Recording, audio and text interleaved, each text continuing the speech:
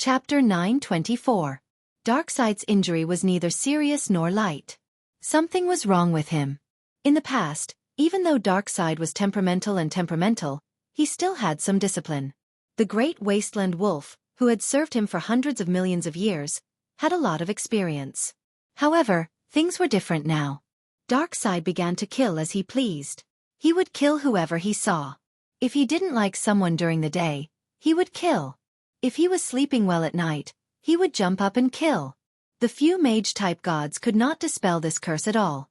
They could only wait for their boss to heal himself with his divine power. When Guangdong asked around, he found that the great wasteland wolf was so worried that his hair was turning white. Diana also knew that Darkseid was injured, but the Heavenly Father lacked the courage to verify the authenticity of the news. The new creator's star had missed the best opportunity. I tried to persuade him to send out his troops, even if it was just a probing attack. Guess what he said? Diana complained. He said that I was young and should be careful of Darkseid's tricks. The Heavenly Father was right. There was no lack of good and evil in the multiverse. It was impossible for one side to completely destroy the other. When the battle reached a critical moment, there would definitely be higher-level gods who would step in to stop the battle. Moreover, it was not difficult to wake Darkseid up. At most, he would lose some of his divine power. At least, Thea knew a few ways. Besides, as the younger brother of Yuga Khan and a new god who had lived as long as the Heavenly Father, the great wasteland wolf also had his own trump cards. He did not want to show his hand, probably because he wanted to hide his strength. However, there was no need to explain. Thea agreed with Diana, but she did not mean what she said. She was trying to portray the Heavenly Father as a coward. At the same time, she made up her mind to use Hell's knowledge to bribe Mithrin so that he would speak ill of Diana in front of the Heavenly Father. It would be strange if they could still see eye to eye with both sides stirring up trouble. Her thought process was extremely fast.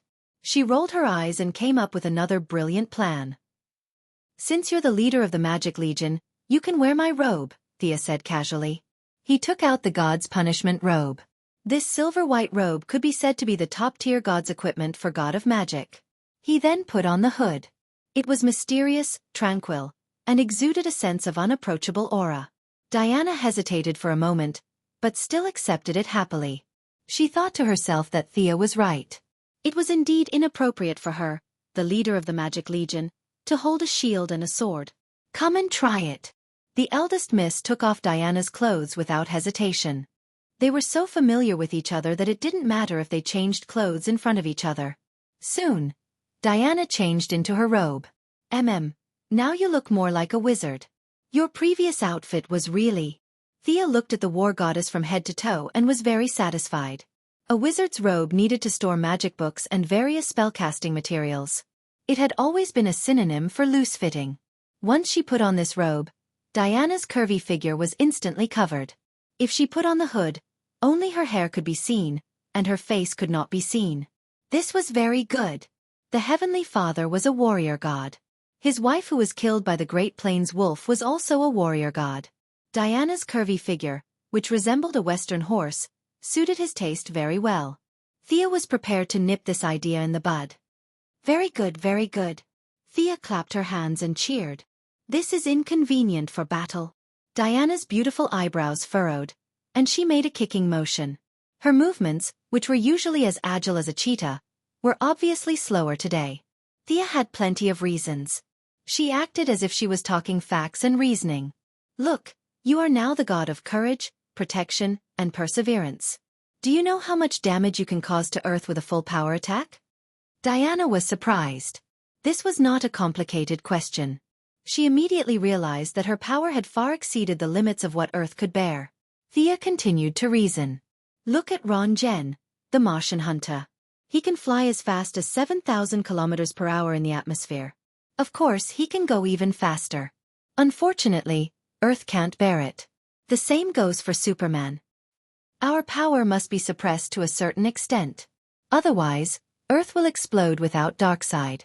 This robe can limit your power. Wear it properly." Thea made Diana accept the robe logically. The war goddess was a little depressed. She had been working hard for a long time, but her power had exceeded the limit. She sat on the sofa in a daze, not knowing what to do. In order to distract her, Thea sighed. You are already much better than me. I don't even dare to do anything in the universe now. I can easily destroy half a star system. Diana narrowed her eyes and looked at her. Little girl, you are very proud of yourself. Thea scratched her face. Proud of myself? Why do I feel like your tone is full of praise for yourself? Thea denied. Of course not. Suddenly, she remembered her purpose. Damn it, didn't she ask Diana to come back and study her background? Why did she stray to this extent? She forced herself to change the topic. How were you born? Didn't Hippolyte tell you? Diana did not know why she asked this, but the two goddesses had asked each other more embarrassing questions. This was nothing. She thought for a while and said, Mother said that I was born with the blessing of Zeus soil, but Antiope said that I was born in a tree hole, and Angeli said that I came to this world with a flash of lightning in the temple, and that person. Blah, blah, blah, blah. She gave 4 or 5 different answers. The war goddess looked at Thea from the corner of her eyes, as if she was asking her which one was the most reliable. Thea felt that the old ladies on Paradise Island were all unreliable. They must be happy to fool Diana, who was still a child. Definitely. She would use her own method to examine Thea. Diana was still wearing the wizard robe, and there were only 2 undergarments inside. Thea decided to examine her body now. The power of death was attached to her finger like a swimming fish. It was cold and smooth, and it went from Diana's lips to her neck, chest, lower abdomen, and other indescribable parts. There was life in death. Thea's power made Diana feel a bit intoxicated. The cold power accompanied with the hot body, and the examination scene was extremely erotic. The examination required attention and concentration. In short, it was very exhausting. In the end, she was also very hot. In order to make the examination result accurate, she had to take off her clothes. She had no choice, it was too hot. She unlocked 2 more positions, front, back, left, right, up, and down. It was not until the next morning that the examination result was finally out. Hee hee, Zeus, that old pervert, what kind of soil are you talking about? Nonsense. He was the one who did it with Hippolyte. You are definitely not soil, unless Zeus is 2 levels higher than me. Chapter 925. Thea muttered as she wiped the water off her fingers. Even though they had never fought before, she could roughly estimate that she was now half a level higher than Zeus. If she couldn't do it, Zeus wouldn't be able to do it either. For example, the stone golem created by Lady Styx was the result of top talent and top ability. Gods wouldn't be much stronger than her. Zeus, this perverted demon, dared to do it but didn't dare to admit it. For the sake of his glorious image, he made up a lie about Hippolyte praying to the heavens for an heir. Diana's strength was about to catch up with Zeus. Whose creation could catch up with the original owner? All these achievements showed that she was a living person, not a person made of mud. If there was such mud, Thea would definitely ask Zeus for 10,000 pounds. Diana didn't care if she was made of mud or not. After living for so many years, she might have struggled to sleep when she was a child, but now she had already gotten over it.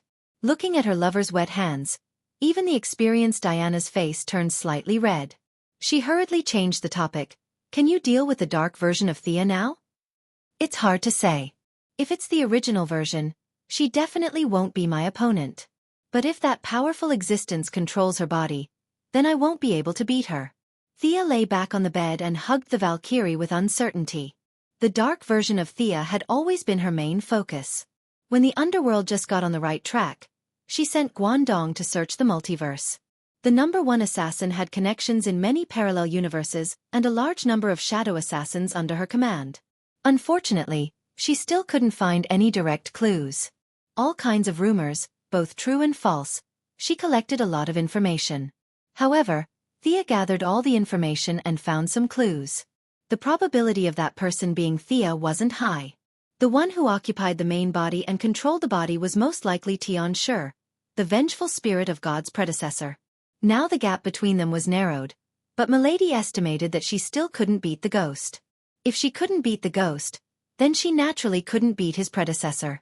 The only good news was that she wouldn't be killed easily. The two sides wouldn't be able to determine the winner without fighting for half a day. The 2 goddesses hugged each other and went back to sleep. They only woke up when it was close to noon. Not knowing what to do at the moment, the two goddesses were a little lazy. The mage's hand turned on the television, ready to kill some time. Randomly choosing a channel, Thea watched the TV casually. In fact, she was still thinking about the two-dimensional world. It was not until the TV mentioned Diana's name that she turned her attention back to the bedroom. A beautiful woman with red hair was sitting in a wheelchair, and a young reporter was sitting on her right with a microphone. This was obviously an interview program. The red-haired woman seemed to be reminiscing about something, and her voice was a little erratic. Diana Prince is like an angel. Back then, I was withdrawing money from the bank, and a superpowered villain was wreaking havoc. I was already under a pile of rubble, and a stone pillar was about to fall on me.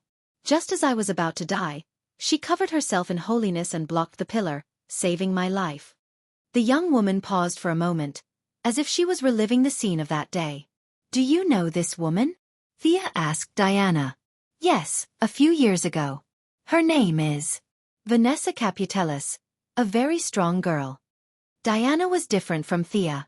She was a superhero through and through. She would go out to help the weak when she had nothing to do. On the other hand, Thea would rather sleep at home than do such things. I remember that she likes ballet. We don't know much about it. Diana had saved too many people, and she was not inferior to Superman. She recalled and said with uncertainty. However, the woman on the TV held her chest and said with a fanatical emotion, Diana is my best friend. She encouraged and supported me when I was injured.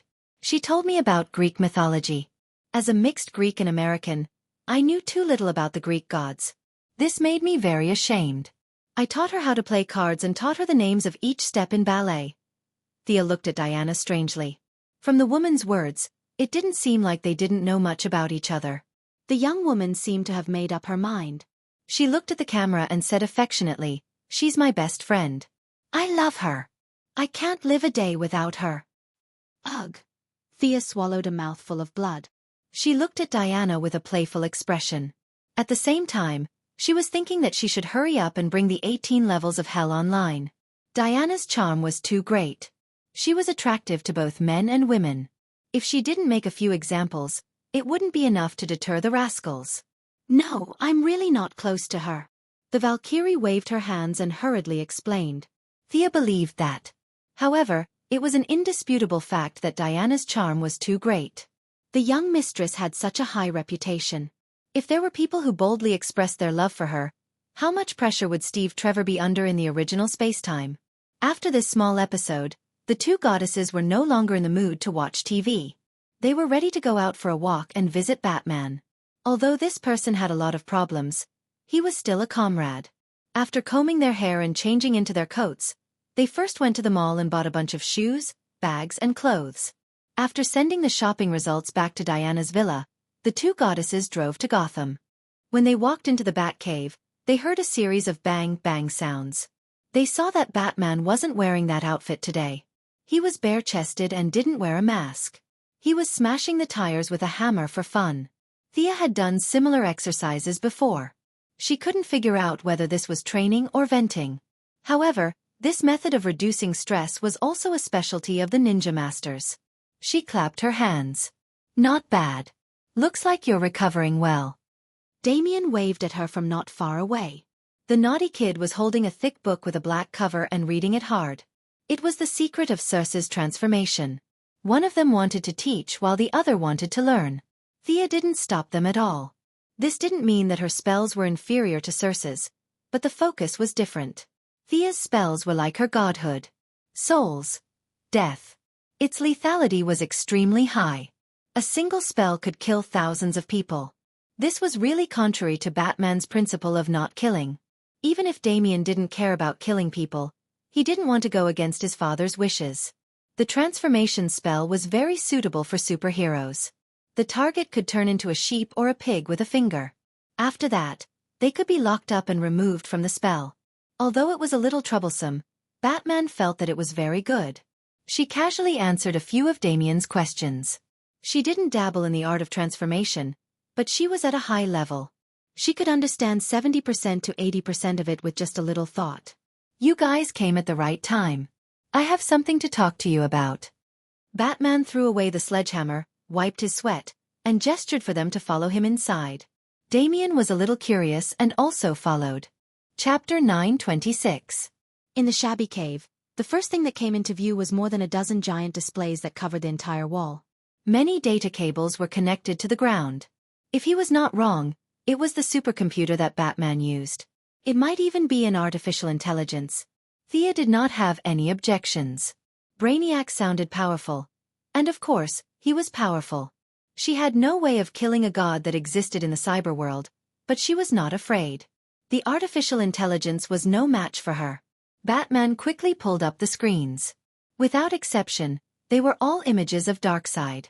There were blurry images of the battle in the New World, but most of them were images of the battle on Apocalypse Planet. I hit him. He will definitely come for revenge, right? Batman asked. Yes. Darkseid has conquered countless planets and wiped out countless races, but he has rarely failed. I'm sure of that, Diana answered before Thea could. You will still protect Earth. Is that right? Of course. This is my mission, Diana answered firmly. Thea smiled and replied, Don't give yourself too much pressure. We have defeated Darkseid before. He will invade Earth sooner or later. It has nothing to do with you or Damien. I'm stronger than before. He won't start a war unless he's confident. In order to stop Batman from nervously tapping on the tires, she gave him some reassurance. Batman frowned and looked at her for a long time. Ever since he met Superman and Thea, the world had changed so much that he could not take it all in. He felt powerless, especially after the battle with Darkseid. That invincible power often appeared in his dreams. He had pinned his hopes on others. To be honest, he did not like the feeling of his fate being controlled by others. Are you gods in your current state? Why is it different from what I imagined? Are you like Darkseid too? He asked a question that had been on his mind for a long time. In Batman's eyes, the two goddesses were laughing and scolding each other. They were a little funny. Darkseid was like a mad dog, biting whoever he caught. They did not look like gods at all.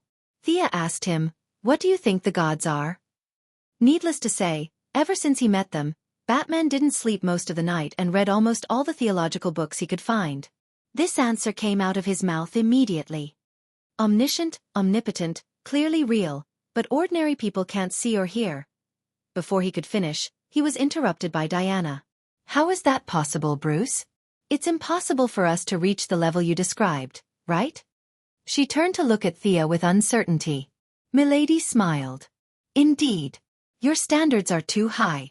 Darkseid is just a strong ant in front of the truly omnipotent and omniscient, possessing eternal life and the ability to create and destroy universes at will.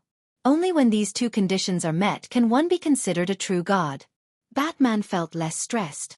What about you guys? Thea counted with her fingers. You have to look at this question from two angles. From the perspective of ordinary people, we are gods. Even Superman is considered a god. Batman nodded expressionlessly and gestured for her to continue. From the perspective of those supreme beings, we are still mortals. The difference between us and ordinary people is that we represent a certain trait. For example, Diana represents courage, and I represent wealth. We are just a representation. We are not exactly the same as those traits. I don't know if you can understand this. Thea chose her words carefully. Some of them were not accurate in English, so she mixed in some Chinese, French, and even some Arabic to describe them. Before he could finish his theology class, he was interrupted by the alarm in the bat cave. The sharp, ear-piercing sound made the two goddesses uncomfortable. Being in such an environment for a long time might cause them to have a nervous breakdown. The father and son were used to it. They quickly operated the machine, called up various satellites, and searched for images. Batman wanted them to leave, but the two goddesses did not. Instead, they found stools and sat down.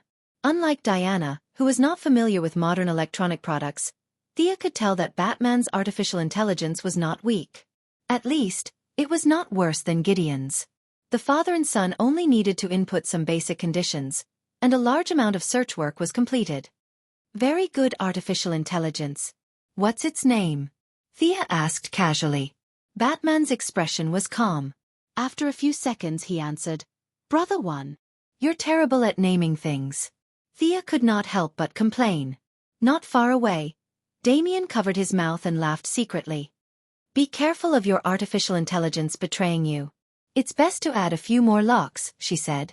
Batman instantly became vigilant. After knowing Sia for so many years, she would never speak without thinking. There must be a reason for her words. He turned around and asked, "Why? What will happen?" "Your artificial intelligence will kill all the superheroes and destroy the world." "Do you believe that?" If it was an ordinary person, he would have denied it and said that everything was under control. He would have patted his chest and promised that there would be no problem. However, Batman was not an ordinary person. He had his own set of standards to identify danger. He did not even believe in himself, so how could he believe in artificial intelligence, a supervillain that appeared repeatedly in science fiction movies? "I believe that there is such a possibility. However, I have prepared several backup plans. The chances of it destroying the world are very small." Damien also heard their conversation. He lowered his little head and observed carefully. It was as if the computer would turn into a robot and start a massacre in the next moment. Things that can go wrong will always go wrong. If you're worried about something happening, then it has a high chance of happening. Murphy's Law. This is a psychological effect. It lacks data to support it. If this assumption is made, then there are too many sources of danger in reality. Batman's answer was not very certain. Thea decided to expose the big news. "You've seen the Council of the Time Masters. They dominate time.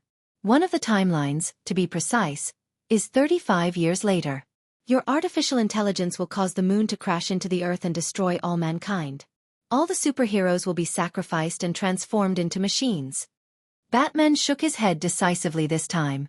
He glanced at his supercomputer. "How is that possible? Even you can't defeat a machine?" If Thea nodded and said yes, Batman was ready to pack up his supercomputer and throw it to planet Tianqi.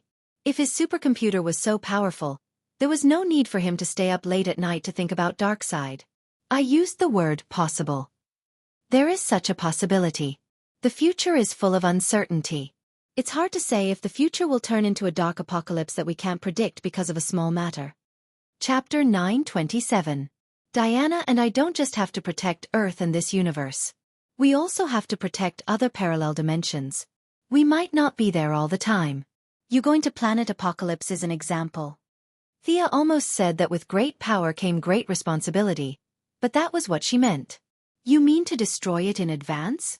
There's no need to give up eating for fear of choking. Batman understood Mandarin, and he completely understood the idioms that Thea occasionally used. Find someone you trust, such as Barbara, Tim, or Mr. Excellent. Open the source code to them and have them add some protective measures. Also, make sure that you weren't there at the time and didn't make any records. Thea gave him an idea. This involved the issue of trust. She didn't recommend herself. Instead, she recommended Batgirl and Red Robin.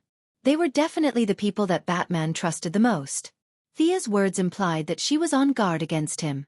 Batman wasn't angry that she was guarding against him like he was a thief. In fact, he was deeply convinced. This was a very good idea. Batman nodded in agreement. After the brief interlude, the artificial intelligence also found the target.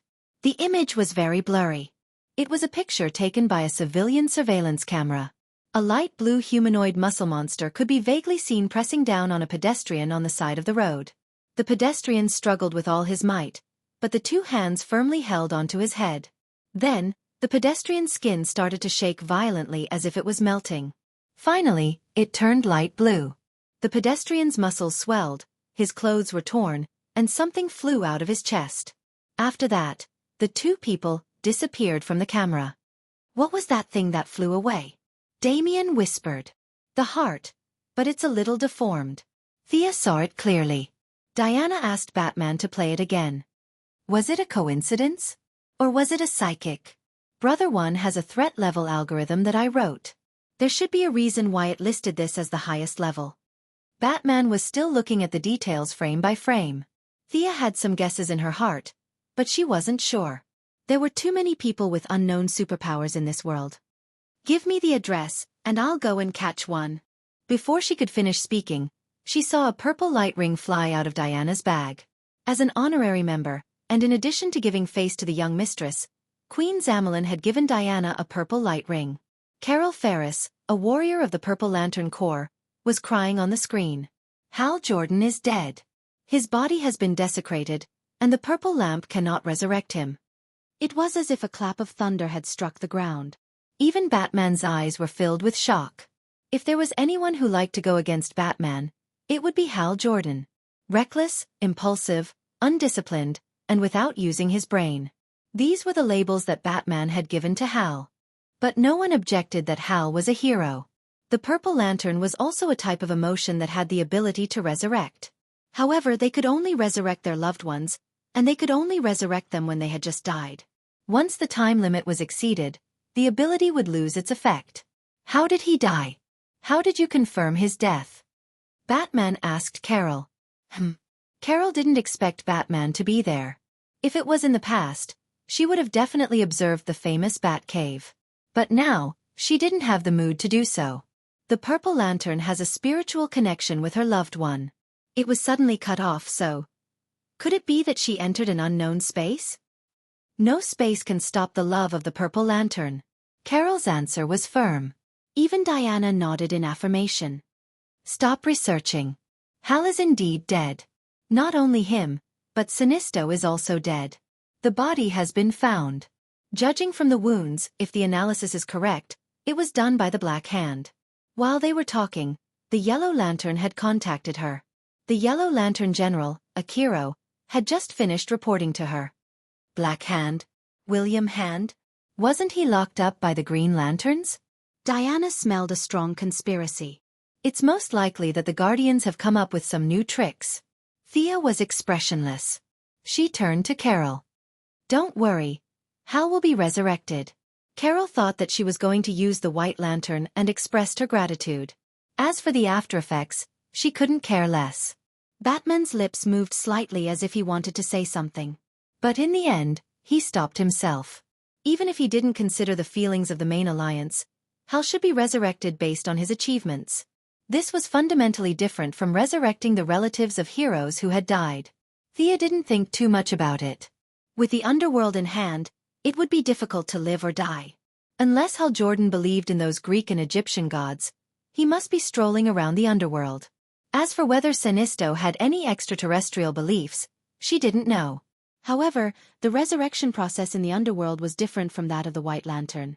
The White Lantern had serious aftereffects, but it was indeed fast. Once the White Lantern shone go. As an administrative organization, the underworld had its own set of procedures. Registration, queuing, processing, and keeping records. This set of procedures would take at least a month, and this was under the condition that they opened the back door. If there were no acquaintances, just wait. Thea thought for a moment and said to Batman, gather the main alliance. I'm afraid this is another universal disaster. I'll go back to the White House first. The blue-skinned monster was not a coincidence. The reality was similar to her estimation. Hundreds of people in the United States had seen the blue-skinned monsters. They could fly and were extremely strong. Most importantly, they could assimilate ordinary people. In less than 3 seconds, they could turn an ordinary citizen into one of them. The Pentagon had cancelled all soldiers' leave and raised the alert state to wartime. Not only on Earth but also in the universe. There were many of them, and they were like a virus that constantly assimilated ordinary intelligent life. The Yellow Lanterns, the Green Lanterns, and the Blue Lanterns were all attacked to varying degrees. This time, it was different from the Black Lanterns. Even the Sharp Zerg could be transformed. The Zerg army sent by Queen Kerrigan was trying their best to kill them, but the effect was not great. It had only been half an hour since Thea received the news in the Batcave and gathered the information from several parties. However, in just half an hour, the number of the blue-skinned monsters had exceeded 1 billion, and the growth was getting faster and faster. These things ran very fast. When the lanterns went to surround them, they ran away. When the lanterns left, they returned and continued to transform ordinary people. Thea, what the hell are these things? Moira felt more and more that it was difficult to be the president. There were too many problems. The aftermath of Raoul's incident was barely settled, but now there was another problem. She was already in her second term as president. In the past, the candidates of both parties had already started to build momentum. They colluded with each other in the primaries, exchanged various interests, and even smeared the reputation of the previous president. But now there was complete silence, as if they had all lost their minds. Some of the aides even joked that if this trend continued, due to reasons that could not be explained, she might be in office for another term. Chapter 928. Thea had also advised her mother not to do it if she felt too much pressure. Now that things had come to this point, no one dared to laugh at her. Who would dare to laugh at her? The President of the United States was the riskiest job in the entire universe. There are these things all over the universe. The ones on Earth are just the aftermath. Facing her mother's nervous face, she said confidently. The Third Army. If she remembered correctly, this should be the name of these blue monsters. They were a new product created by the Blue Guardians for the sake of universal peace. The mechanical hunters were the First Army. These robots followed the preset orders and massacred the entire 666 sectors, making the Guardians think that machines were unreliable. The Green Lantern Corps was the Second Army. They used emotions as weapons, but in the eyes of the Guardians, the Green Lanterns succeeded and failed because of their emotions. They were too free and unrestrained, and they repeatedly treated their orders as waste paper. Hal Jordan was a living example. The army of assimilators that had vitality but no thought served the Guardians completely. This was the so-called Third Army. The Third Army sounded arrogant, but in fact, it was just to pave the way for First Lantern's appearance. In the original timeline, Black Death Emperor killed First Lantern instantly. Now, only Thea could fight. Fortunately, the battle was in space, and Earth would not be affected. Don't panic, it's not a big problem. That was what she told her mother. The Righteous Alliance could completely solve this small problem on Earth. If the people asked, they could just say that it was a mutant causing trouble. On the surface, her mother had many agents from the Heaven's Eye Society protecting her. In the dark, she also had Death Knell and Poison Ivy. Thea also asked Guangdong to send 2 shadow assassins to help. With such a strong defense, there was really no need to worry too much. Thea teleported to the Righteous Alliance and found that they were not idle either. Batman had captured an assimilator and was dissecting it for research. The brain has become a new substance. It has no heart. There are signs of activity in the eyeballs, but the brain has almost no thoughts, so it's impossible to determine if it has thoughts. When Thea entered, Batman had just finished dissecting it. Even though Superman said that he could see through it, he still did it according to his own method. I've contacted several forces in the universe. This disaster has little to do with Earth. It's basically a problem in the universe. Batman calmly asked. What else? Thea was surprised. What else? This is the Green Lantern Corps' problem. It has nothing to do with Earth, so don't worry. But I've calculated that if this thing is allowed to wreak havoc in 3 months, all life in the universe will be wiped out. So I'll leave Earth to you, and I'll settle this matter in 2 days. After Thea finished speaking, she left Earth and returned to Odium, the main planet of Blue Lantern. The battle situation here was much more intense than on Earth. The Third Army was attacking ferociously. The Yellow Lanterns, Blue Lanterns, and Green Lanterns were defending together. As time passed, the offensive and defensive positions had long shifted. The enemies were endless, and their own forces were beginning to deplete. Defeat was only a matter of time. As she landed, a silent black ripple swept out. The Third Legion was like a group of toys. Under the power of the Goddess of Death, they were like countless ants. There were enough of them, but unfortunately, they were useless. With just a slight raise of his hand, these soulless, almost mindless dummies fell to the ground in droves. Where's Ganser? She asked the Saint after looking around but not finding her target. The Saint brought her a piece of bad news. Lord Gondhi and Lord Set have both returned to the main planet of Ura. They were running around again. These little blue people were really troublesome. Thea had no choice but to go to Ura again. In the end, she found that not only Ganser, but even the little blue people from before had disappeared. The Green Lantern Corps was being attacked by the Third Army. She helped them repel a wave of attacks and instructed them to retreat to the main planet of Blue Lantern. As for whether they listened to her or not, she said it was up to her. Where did these Guardians run off to? Standing alone in space, Thea scratched her head. Anka's amulet allowed her to teleport anywhere, but the problem was that she didn't know where to go. Who knew where these guys were hiding and doing bad things? Without specific coordinates, no matter how powerful her teleportation technique was, she wouldn't be able to get there. Fortunately, she had learned a lot from Batman, so she had a lot of backup plans. Guardian Haruba was under her control. This little blue person had information about the seal of the first lantern in his memory. She only needed to teleport according to the coordinates. However, she didn't know if the coordinates were wrong or if she had read fake information. She wandered around the empty void for a long time. Forget about the seal. There wasn't even a stone. Did this guy hide fake information in his head? She didn't know whether to laugh or cry at this answer.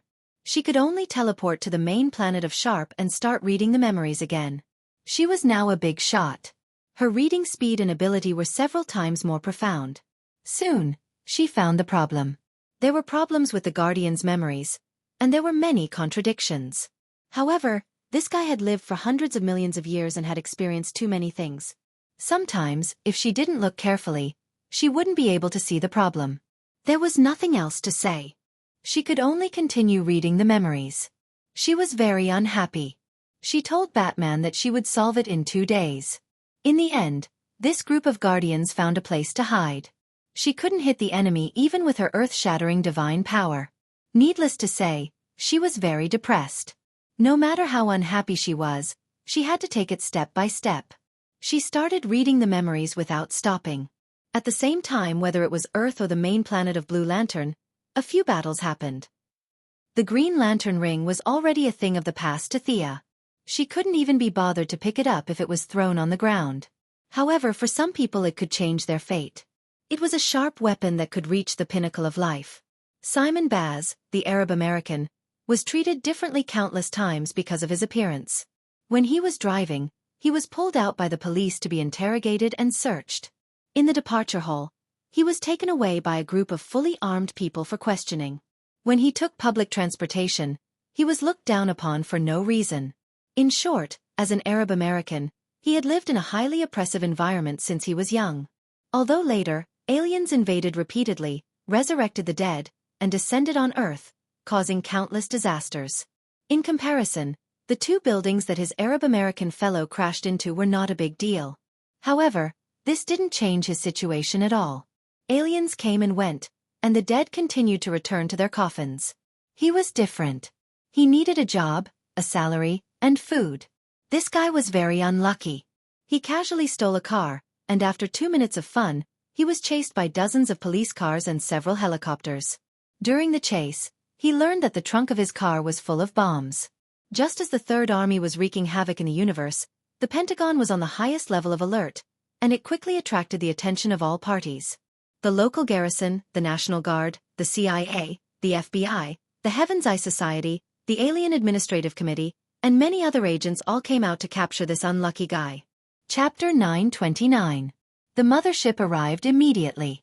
In order to take care of the military's emotions, Digga had now returned to the military ranks with the rank of colonel. After 2 years of experience, the next step would be to become a brigadier general. It could be said that Digger's fate was 1,000 times better than Green Arrow's in the original timeline. Take down the suspect. Wearing a long black trench coat, an eye patch, and his hands behind his back, Digger looked dignified.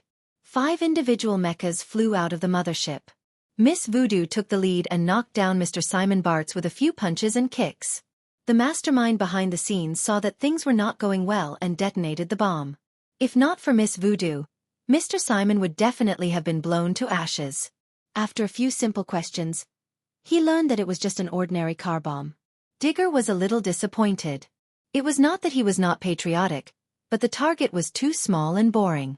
He handed the suspect to Amanda and continued to support other places in the mothership. Amanda did not pay much attention to an Arabian car thief. Such a small character was in her missing file every day. If he did not sign 7 or 8 documents every day, it meant that he was not doing his job well. However, just as his subordinate finished interrogating him, a green ring flew over and took him away with a whoosh. Amanda was unhappy this time. Many years ago, when Aubin Sue crashed on Earth, it was also the ring that flew away and chose Hal Jordan. After that, the battle at Seaside City happened right under her nose. If it wasn't for Sia, Black Panther would have died. If Thea was there, she would have told Black Panther that this was the ring from back then. Honesty had not changed at all. Hal Jordan was sacrificed. His ring seemed to obey a will and returned to Earth and chose a new owner.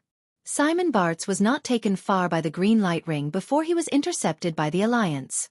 With his level, he could not beat a superhero, not to mention all the other superheroes except Thea. However, his luck was heaven-defying. The few of them were not hostile to the Green Lantern, and the assimilated people of the Third Army were wreaking havoc nearby, drawing away most of the troops. Simon Bart's relied on the wisdom he had developed in countless pursuits since childhood to shake off the Flash and ran back to his residence alone. Realizing that his home was not safe, he hesitated for a moment and rushed to the hospital. His brother-in-law, who was also his good friend, had been seriously injured in a car race. Even though he had used the most expensive medical cabin of the Quinn Group, after several resuscitation attempts, he had still ended up in a vegetative state due to his injuries. His sister, whom he had relied on since childhood, had lost all hope in life because of this. Now that he had obtained the legendary omnipotent green light ring, he felt that he should do something for his family. It was already late at night, and there were only a few people on duty outside the ward. He quietly opened the window and jumped in. He raised the ring and pointed it at the patient who had been sleeping on the bed for years. He said in a low voice, "Quick, restore his consciousness." The ring flashed with a green light, then completely extinguished. "Help me, he's my family. I beg you, please wake him up. This is my only request. He's my friend. He's the only person my sister can rely on. Please." The green light flickered in and out of the ward, like a naughty child playing a game. As a fugitive, Simon Bart's didn't know how much time he had left. He still hadn't given up hope. If one time wasn't enough, he would do it 10 times. If 10 times weren't enough, he would do it 100 times. He felt that the ring was omnipotent and could naturally wake up a vegetative person. A strong obsession crossed the distance in an instant and floated to Thea's ear. The young lady was trying hard to read Haruba's memory, and the sudden call made her slightly stunned. How did the green light ring call her? Did you get the wrong person? Moreover, the blue light could heal, but the green light had no healing effect. This caller thought that the green light was omnipotent. How ignorant. Although modern people couldn't understand it, the green light ring and the other lights were very materialistic. They were proper technological equipment, not wishing machines. The young lady didn't know whether to laugh or cry. She carefully analyzed. At her current level, the cause and effect of many things were very clear. She could understand the whole story with a little thought. It's Hal Jordan's ring. She pondered for a moment. If it was just Hal Jordan, it wouldn't matter. Whether he died or not had nothing to do with her. But this ring was different because she had worn this ring before. Although the time she wore was very short, from her point of view, there was a cause and effect between her and the ring. Is it such a small matter? All right, as you wish. Thea talked to herself. This was between her and the ring. It had nothing to do with Hal Jordan or Simon Baz. She didn't even need the power of death to wake up a comatose person. She only needed a small part of the soul to complete it. To her, this was a task that couldn't be any easier. With a flick of her middle finger, a small cloud of gray energy crossed the distance and returned to Earth, to Simon Baz's ring. Give up, Lantern Simon. I understand your pain, but many lanterns have experienced all this. The ring isn't omnipotent. Buddy, the big squirrel of Sector 1014, who had been to Earth before and was Hal Jordan's good friend, followed the trail of his friend's ring. Unfortunately, he saw that the ring had a new owner. Green Lanterns had seen many life and death situations. She felt that she had an obligation to guide this new colleague. But when she saw Simon struggling against the bed, she couldn't help but comfort him. I don't believe it. I can definitely do it. I have this feeling. Simon was very stubborn.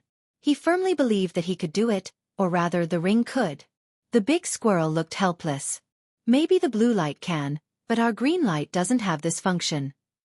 She couldn't figure out where Simon's confidence came from.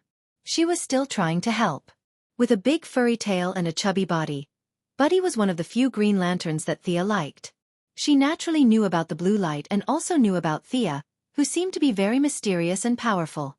However, she had more feelings for the Green Lanterns, so she rejected the blue light's invitation. At this time, she was wondering if she should go back and ask the saint to help save the man on the bed.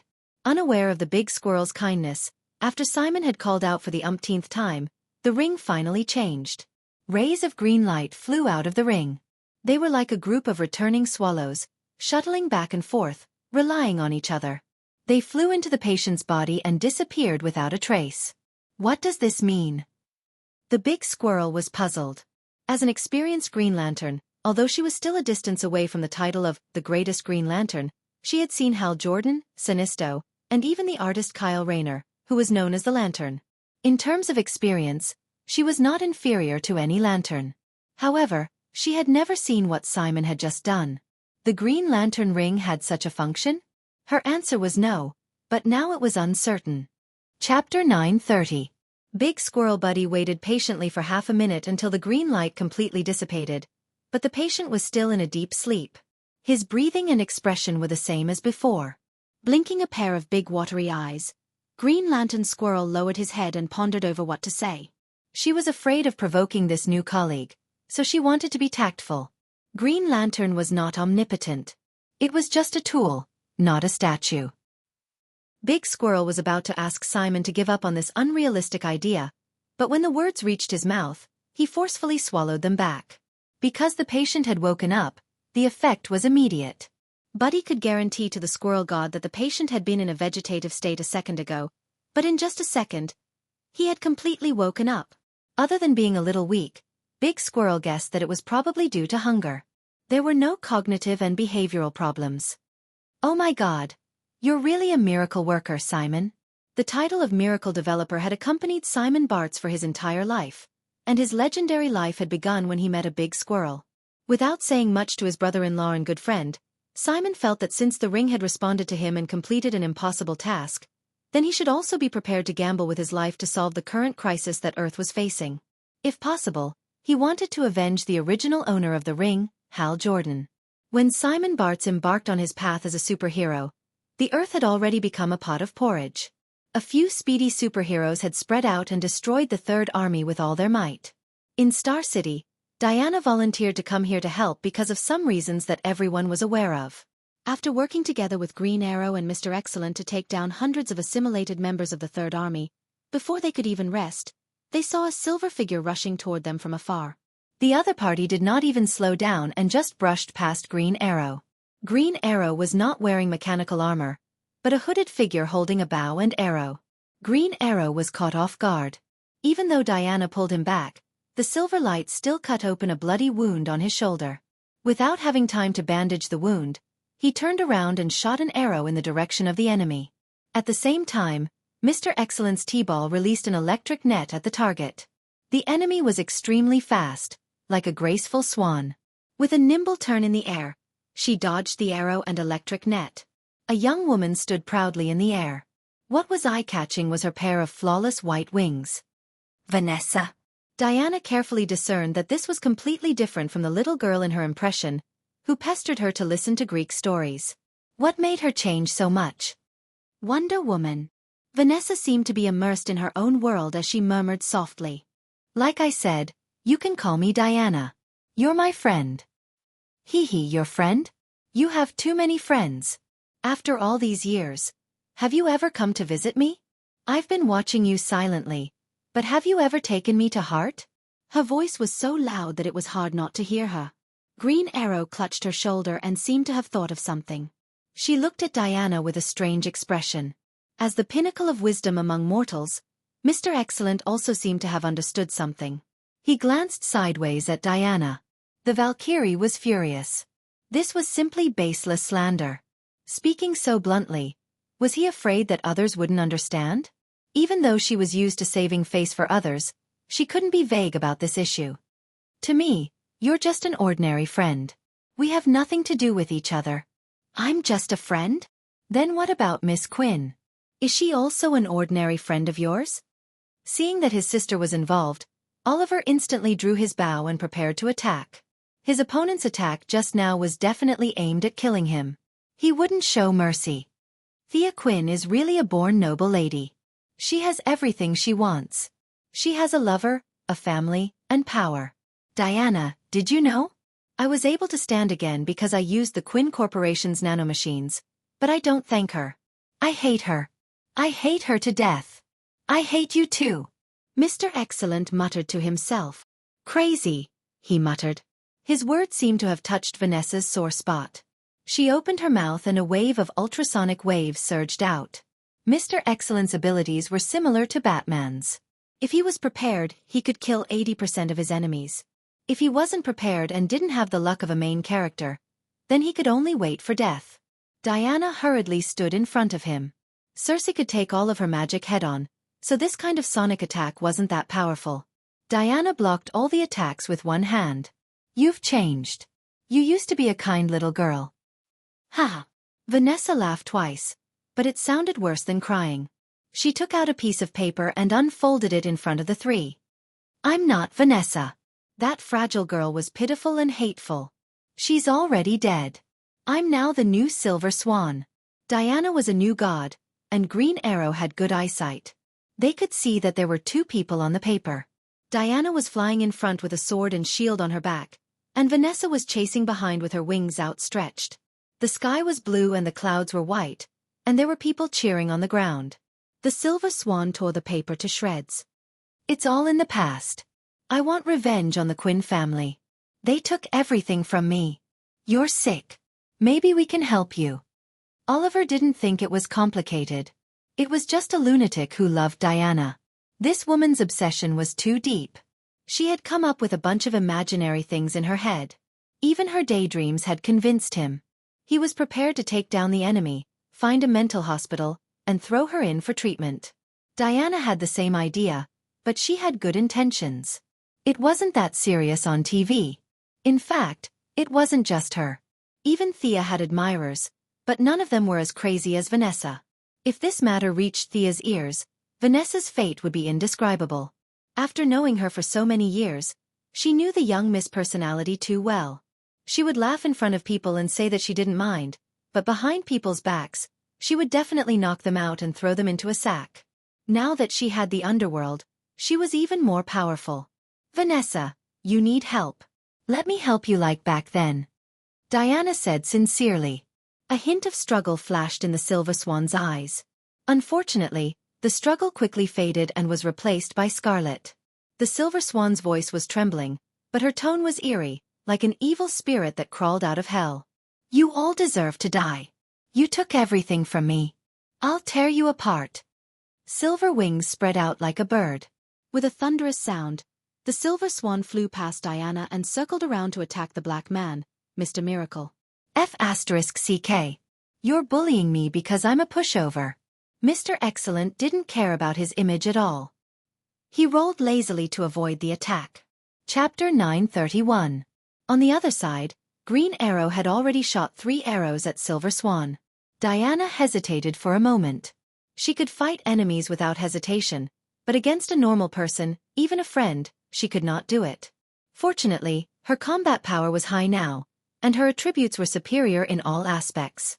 With a casual glance, she found several flaws in Silver Swan. Her opponent was just a ballet enthusiast, and Green Arrow's archery was undeniably the best in the world. She dodged the arrows awkwardly, mostly relying on her high speed to dodge. Diana took 2 quick steps forward, and under Silver Swan's horrified eyes, she grabbed Silver Swan's ankle and dragged her down from the sky like a dead dog. "Hold her down, I'll check. There seems to be a problem with the implanted device in her spine." Mr. Excellent looked more like a researcher than a superhero. His T-sphere contained almost all the common functions of modern technology. He quickly opened the operation interface, aimed at Silver Swan, and began scanning. "I suggest you let her go." A short, middle-aged man wearing glasses walked out from the shadow of the building. The middle-aged man's hairline was a little high, but his aura was not weak at all. His head was held high, and he looked at them with a slightly scrutinizing gaze. "Stop, stranger." Green Arrow drew her bow again and spoke first. Diana did not steal the limelight from him due to various considerations. The middle-aged man ignored the arrows and raised his hands calmly, indicating that he was unarmed. "I'm just a normal person. I don't have the ability to fly in the sky like you." Although he said it casually, the hostility towards superheroes in his tone was very obvious. "Let go of Silver Swan, unless you want to see Star City turn into a sea of fire. By the way, the remote control is with my companion. If I don't return in a minute."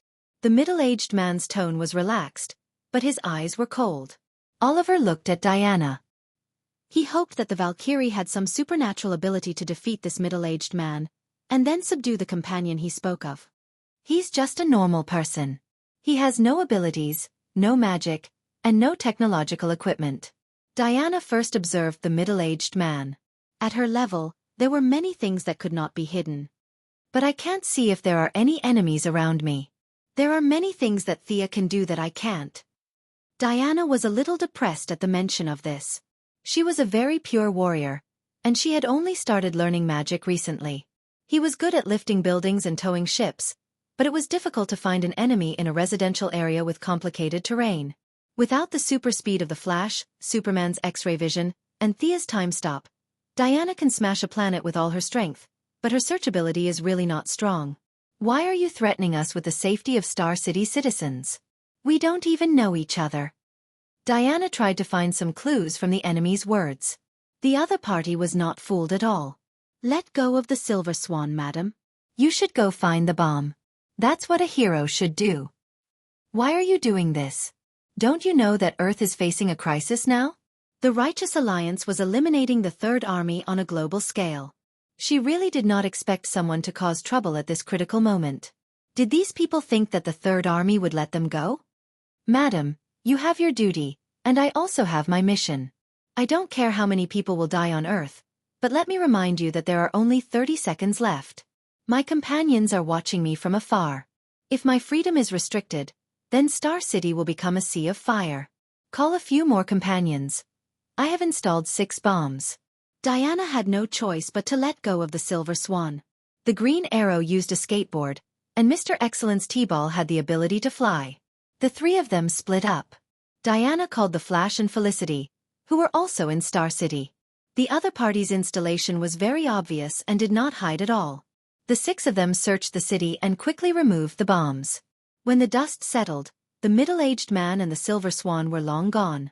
The identity of the Silver Swan was not difficult to find, but the identity of the middle-aged man was a question that lingered in their minds. Felicity quickly used the Quinn Corporation's database to search. Whether it was the medical cabin or the cooperation with many government and military departments, the Quinn Corporation's database was the richest in the world. In the beginning, when faced with the attacks of hackers from all over the world, the hundreds of network experts that Felicity had gathered could not withstand it at all. Later, Thea had to open up some artificial intelligence access to the corporation's network department to resolve the crisis. The huge satellite and database data were compared. The middle-aged man did not jump out of a crack in a rock. His identity was quickly found out. Caden James, a very famous hacker. I once imitated, I should say I used a small program that he wrote. Felicity was still joking. She was not familiar with the Green Arrow in this time and space, but she still knew her. Even though she had been on land for many years, she was still exuberant when it came to her old job as a hacker. Why is she looking for trouble with us? Diana also knew Felicity and knew that she was Thea's good friend. This question stumped everyone. The Flash, the Atom Man, Felicity, and Mr. Excellent, who came to help, split up to investigate. Caden James was recently arrested by the Heaven's Eye Society for the crime of endangering national security. Felicity had more contact with the military and the government, so she was the first to find a clue. 10 days ago, a sum of $30 million was transferred to his account. The Atom Man, who had a close relationship with many banks, followed closely behind and found clues. 13 days ago, he was rescued from the Heaven's Eye Society by a person single-handedly. The Flash also found something. He enlarged the image on the screen. A tall man wearing purple soft armor and a white cloak held 2 samurai swords in his hands as he moved about freely. The Heavenly Eye Association's trained agents didn't have the ability to fight back at all as they were slaughtered like chickens. Following that, the purple-robed man took Caden James and left. This guy should have been nearby just now. He's Caden's partner, right? His martial arts are so strong. It's hard to believe that he's an ordinary person. The 2 big shots, Diana and Oliver, were not good with electronic devices. They could only watch from the side. To be able to beat Nightwing without using a bow and arrow, Oliver was more than qualified to call himself a martial artist. Even though his learning process had been honed by being beaten up and had characteristics that could not be replicated, his insight was commendable. According to Thea's joke, Her brother had a pair of civilian version of the Sharingan and was born with great dynamic vision. At first, he was weak and had no one to teach him. He basically relied on these eyes to learn his martial arts while he was being beaten. Chapter 932. Although Oliver and Diana were much weaker than each other in terms of combat ability, unlike Thea who had become a martial artist despite not liking martial arts, Diana liked to fight and kill. Now, she could tell that the ordinary person on the screen was extraordinary after just a few moves. His movements were not fast, but they were deadly and efficient. He did not waste a single bit of energy. This person had already used the ingenuity of his moves to the extreme. She had long heard that Guangdong was the #1 assassin in the New Gods and was skilled in hundreds of millions of combat skills. Later, before going to the Bat Cave, she casually heard that he had been recruited by Thea. She did not hesitate to call him over for a spar. The result was awkward. He suppressed his strength and competed purely in martial arts. Diana was no match for him even when Guangdong went easy on her. The Greek combat skills she was so proud of were easily broken by him. Now that she saw this incomparably powerful earthling, she secretly compared him to Guangdong. Unfortunately, she could not determine whose martial arts were better. Prometheus. This guy is very famous in the assassin world. I don't know why he's with Kane. Mr. Excellent and Batman hit it off, so he could access some of the information on the Bat Cave. He quickly found Batman's description of this person. Proficient in all combat skills, proficient in all known weapons. Many tools are hidden in his armor. A master tactician. Suspected to have the special ability to learn other people's martial arts. Once defeated Madame Shiva 3 times. Mr. Excellent read Batman's description to the others. The investigation was carried out quickly. Or rather, the other party did not plan to hide it. Felicity found 2 videos on one of Kane's servers. A middle-aged man and a young man. They were both shot to death by green arrows without exception. How is that possible? I was there when the middle-aged man died, but I didn't kill him. I've never seen this young man before. Oliver cried out, but regardless of whether he was innocent or not, the other party was certain that he was the killer. Prometheus's father was killed, Kane's son was killed, and Kane's son was killed. Together with the Silver Swan, who hated the Quinn family to the core, the 3 of them came together and prepared to fight for revenge. A warrior with extraordinary skills, a super hacker, and a silver-winged killer with great mobility. The combination of the 3 was quite strong. The other party had revealed a lot of clues. If they continued to investigate, they would definitely gain something. Unfortunately, there were too many things to do tonight. The superheroes, including the young Titan, had already launched an all-out attack, but the Third Army was still unable to kill them all. A few heroes with high mobility did not have time to waste. Seeing that Star City was fine, they each went to help. Even Oliver did not stay for long. He also walked onto the streets and wiped out the army of assimilators that were beginning to swell. At the periphery of the multiverse there was a world of black and white. This was the underworld. The ordinary people who were transformed by the Third Army had already died at that moment. Their bodies continued to act in a certain way, but their souls had already entered hell. Before a large number of souls entered, there were 2 unlucky souls who arrived first. What is this place? Even as a soul, Hal Jordan was still nonchalant. Walking beside him was naturally his good friend Sinisto. The former leader of the Yellow Lanterns had a look of displeasure on his face as he snapped. How would I know? To be honest, even if he was not afraid of anything, he was still a little scared at this moment. There were strange rocks all around them, and there were cries coming from the distance in the wind. All of this was telling them that this was not a good place. The 2 of them were not fools either. Their memories were very clear. They were already dead. Could this be the world after death? What is it like after death in your Earth's myths? As they walked, there were figures appearing around them from time to time. Unfortunately, they were all in a daze and there was no possibility of communication. Even if he did not want to talk to Hal Jordan, in this gloomy environment, Sinisto could only try to find some topics to talk about. Hal sneered and asked him about eating, drinking, and having fun. Nightclubs and bars were fine, but myths? Please, let's talk about something else. How would I know? Those are all lies to the ancients. How would an alien like you care about Earth's culture? Hal looked at him as if he was a retard. Sinisto almost punched him. He softly spat out a word. Retard. What did you say? I said you're an idiot. Sinisto did not wait for Hal to retort and continued. How can you turn a blind eye to so many strange things on Earth? Isn't it strange that a small Earth has 4 green lanterns? Black Death Emperor's target is Earth, and that lady's target is also Earth. Didn't you see that? Although Hal was a little rash, he was not a fool. Instead, he had the temperament of a leader. He did not lack in ability, wisdom, and decisiveness. It was just that he was used to it and did not think in that direction. Looking at the surroundings, he said, "What does this have to do with our current situation? We are already dead. Thea will most likely use the white lanterns to revive me. You will most likely revive you too. Why don't we wait here?" To be honest, there were no bodies or green lantern rings here. Looking at the figures that appeared from time to time and unconsciously gathered into a huge group and walked forward in a certain pattern without saying a word, it was a very scary thing. Sinisto's principle was to not ask for help, especially when he was still thinking about taking back the Yellow Lantern core from Thea. He did not want to owe her a favor. At that moment, he was in a dilemma. Should he flatly refuse her resurrection, or should he accept it with lowered eyebrows? This question troubled him. "Get down!" Sinisto was a little stunned. Hal hurriedly pushed him down and pointed to the sky.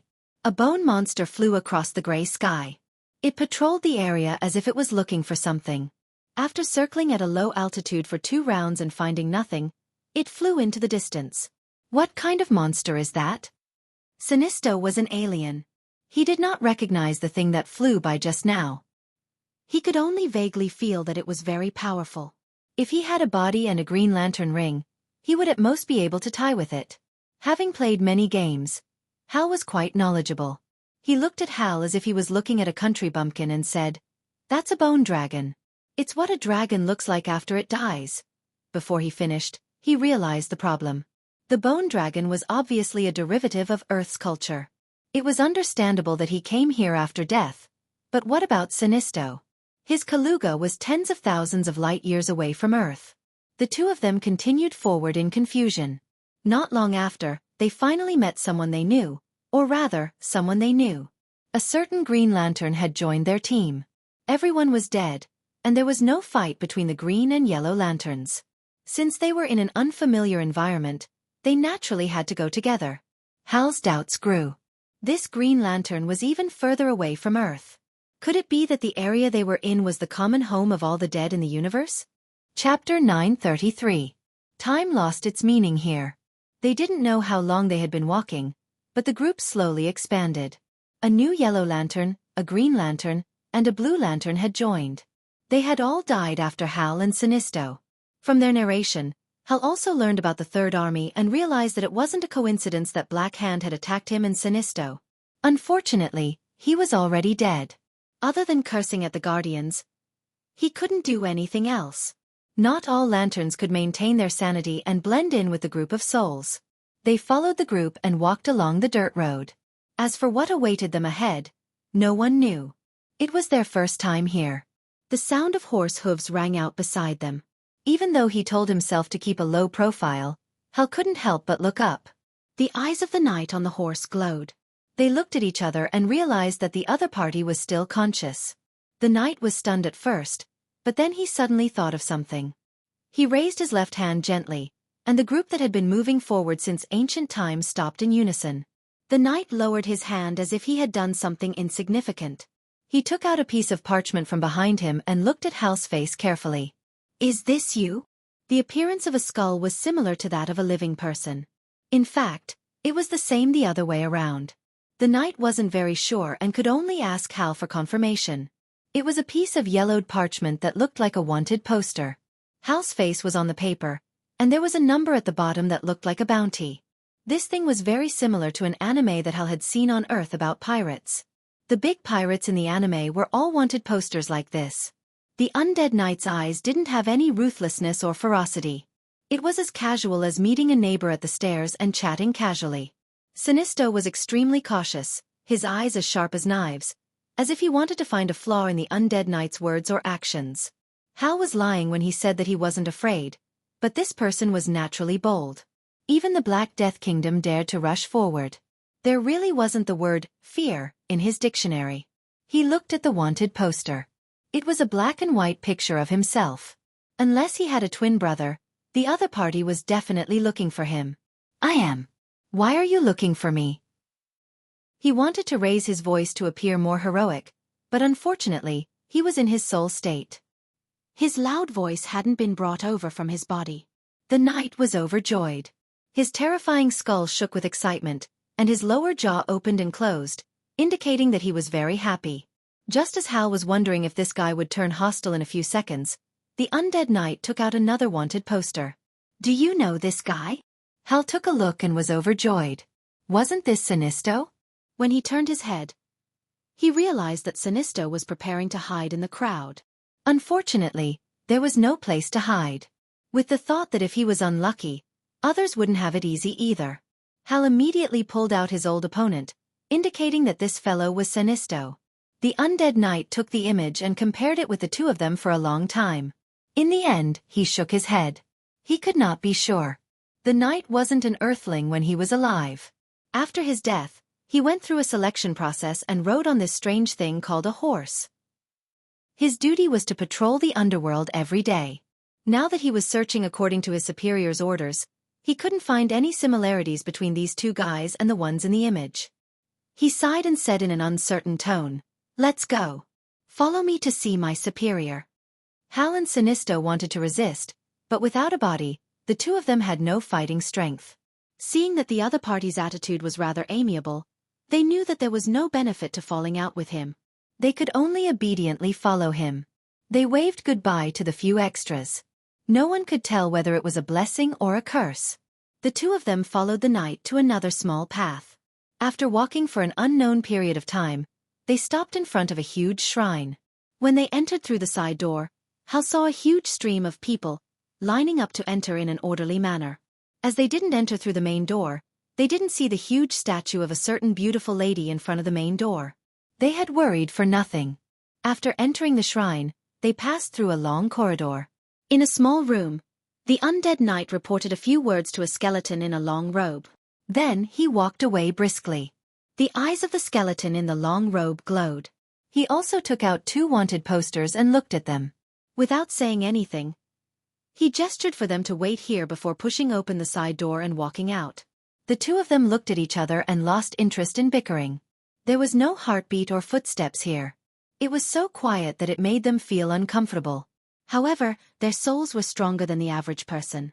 They searched the room but didn't find any clues. They left alone. In the end, they didn't dare to leave. In the end, they leaned against the door and listened to the commotion outside. In the empty hall, there was only one voice echoing around. The two of them were a little far away and could only hear some words intermittently. Hami, merit. Return to the human world. Beautisha. Useless. Take him away. Aliyah, life, excellent. Go to heaven or return to the human world. Let her choose. Take her down. The voice passed the judgment very quickly. They only listened to a few sentences, and more than 10 sentences were carried out. Most of them were useless. Only a few could return to the human world. Very, very few could go to heaven or hell. Sinisto didn't understand these terms. Although Kaluga couldn't compare to Krypton, it was still a planet with a technological civilization. All myths and legends had disappeared thousands of years ago. Although Hal was unconventional, he was still an Earthling and wasn't unfamiliar with heaven or hell. He was just curious about this place. Did all the life in the universe come here? Was it a good thing or a bad thing that he and Sinisto were treated differently? The two greatest Green Lanterns muttered in their hearts. Time passed very slowly. They were like criminals waiting to be judged. The Flash had once told Hal about his experience of being sentenced to prison. At that time, Barry felt that every day was like a year. After that, he looked at his watch all the time in prison. That feeling of confusion of doing a lot of things. But in the end, only a second had passed. Hal finally experienced it today. He once mocked the Flash because of his super speed. Now, looking at himself, he wasn't much stronger. He could only sit and wait. Calm down, Hal. It shouldn't be a bad thing. Sinisto looked at him, scratching his ears and cheeks like a monkey. He felt embarrassed and couldn't help but scold him coldly. Before Hal could refute, the door was pushed open. A voice with a hint of mockery entered his ears. It really isn't a bad thing. Green Lantern Hal Jordan. I've heard a lot about you. A middle-aged man in a dark suit walked in. Even though he had never seen him before, Hal recognized him just by looking at his half-destroyed face. Two-Face. Why are you here? Chapter 934. Hal looked left and right. Was he not dead? This was somewhere in Gotham. Everything before was fake. Was it the Scarecrow's fear gas or Black Mask's mind control that caused him to hallucinate? You're in luck. I only have 1 minute, but you'd better remember everything I say. Take this, go out, turn left, and walk through a corridor. After that, you'll be in the 3rd room. Line up and go through the procedures. After saying that, the two-faced man handed each of them a slip of paper. What the hell? Hal took it and looked at it quickly. The handwriting was beautiful, strong, and extraordinary. Even if he wrote like a dog, he could tell the good from the bad. However, he could not understand the content at all. It was a font that he did not recognize. While he was in a daze, his soul automatically read the content as if he was breathing or drinking water. The general idea was that he, Hal Jordan, had contributed to the country and shed blood for the commission. Therefore, he was allowed to be resurrected. The signature was even more familiar. The lady's name was written in a flamboyant style. It was hard not to recognize it. When you return to the human world, you will forget everything that happened here. However, I sincerely remind you that even with the care of Her Majesty the Goddess, you should cherish your hard-earned life. The two-faced man finished and prepared to leave. Wait, you mean we're really dead? This piece of paper can resurrect me? Hal questioned loudly. The two-faced man looked at him like he was an idiot. Finally, he nodded helplessly. Then why don't you resurrect? Are you guilty of so many sins that you can only atone for them here? Hal pondered. Why should I be resurrected? This place is 10,000 times better than Gotham. All my old acquaintances will eventually come before me to await my judgment. Life is meaningless to me, but here, I have never proven my worth like this. What inspector? What gang leader? It's all in the past. I'm just Harvey Dante. The two-faced man was beaming with joy. There was no more madness, no more conflict between good and evil. At this moment, he was like a successful person giving pointers to Hal, a loser in life. He looked as if no one could understand his loneliness. The two-faced man shook his head gently. With a snap of his fingers, a new corridor appeared in front of them. He raised his hand and signaled for them to leave quickly. The two of them had no choice but to walk forward. Who is this fellow? Sinisto whispered to Hal when they were a distance away. Maybe he was an Earthling when he was alive. Hal was not sure if this guy was the two-faced person he knew. Submit the application, line up, wait for the review, register, and finally get approved. There was a huge process involved. After all, reviving a person was a big deal. The authority of the two-faced man could only be considered as a preliminary judge. Demigod Minus would be the final judge in the end. It was slightly different from Karen's resurrection. Hal had 2 modes of official resurrection and unofficial resurrection to choose from. People like Hal and the others were considered to be officially resurrected. The process was long, but there were no repercussions.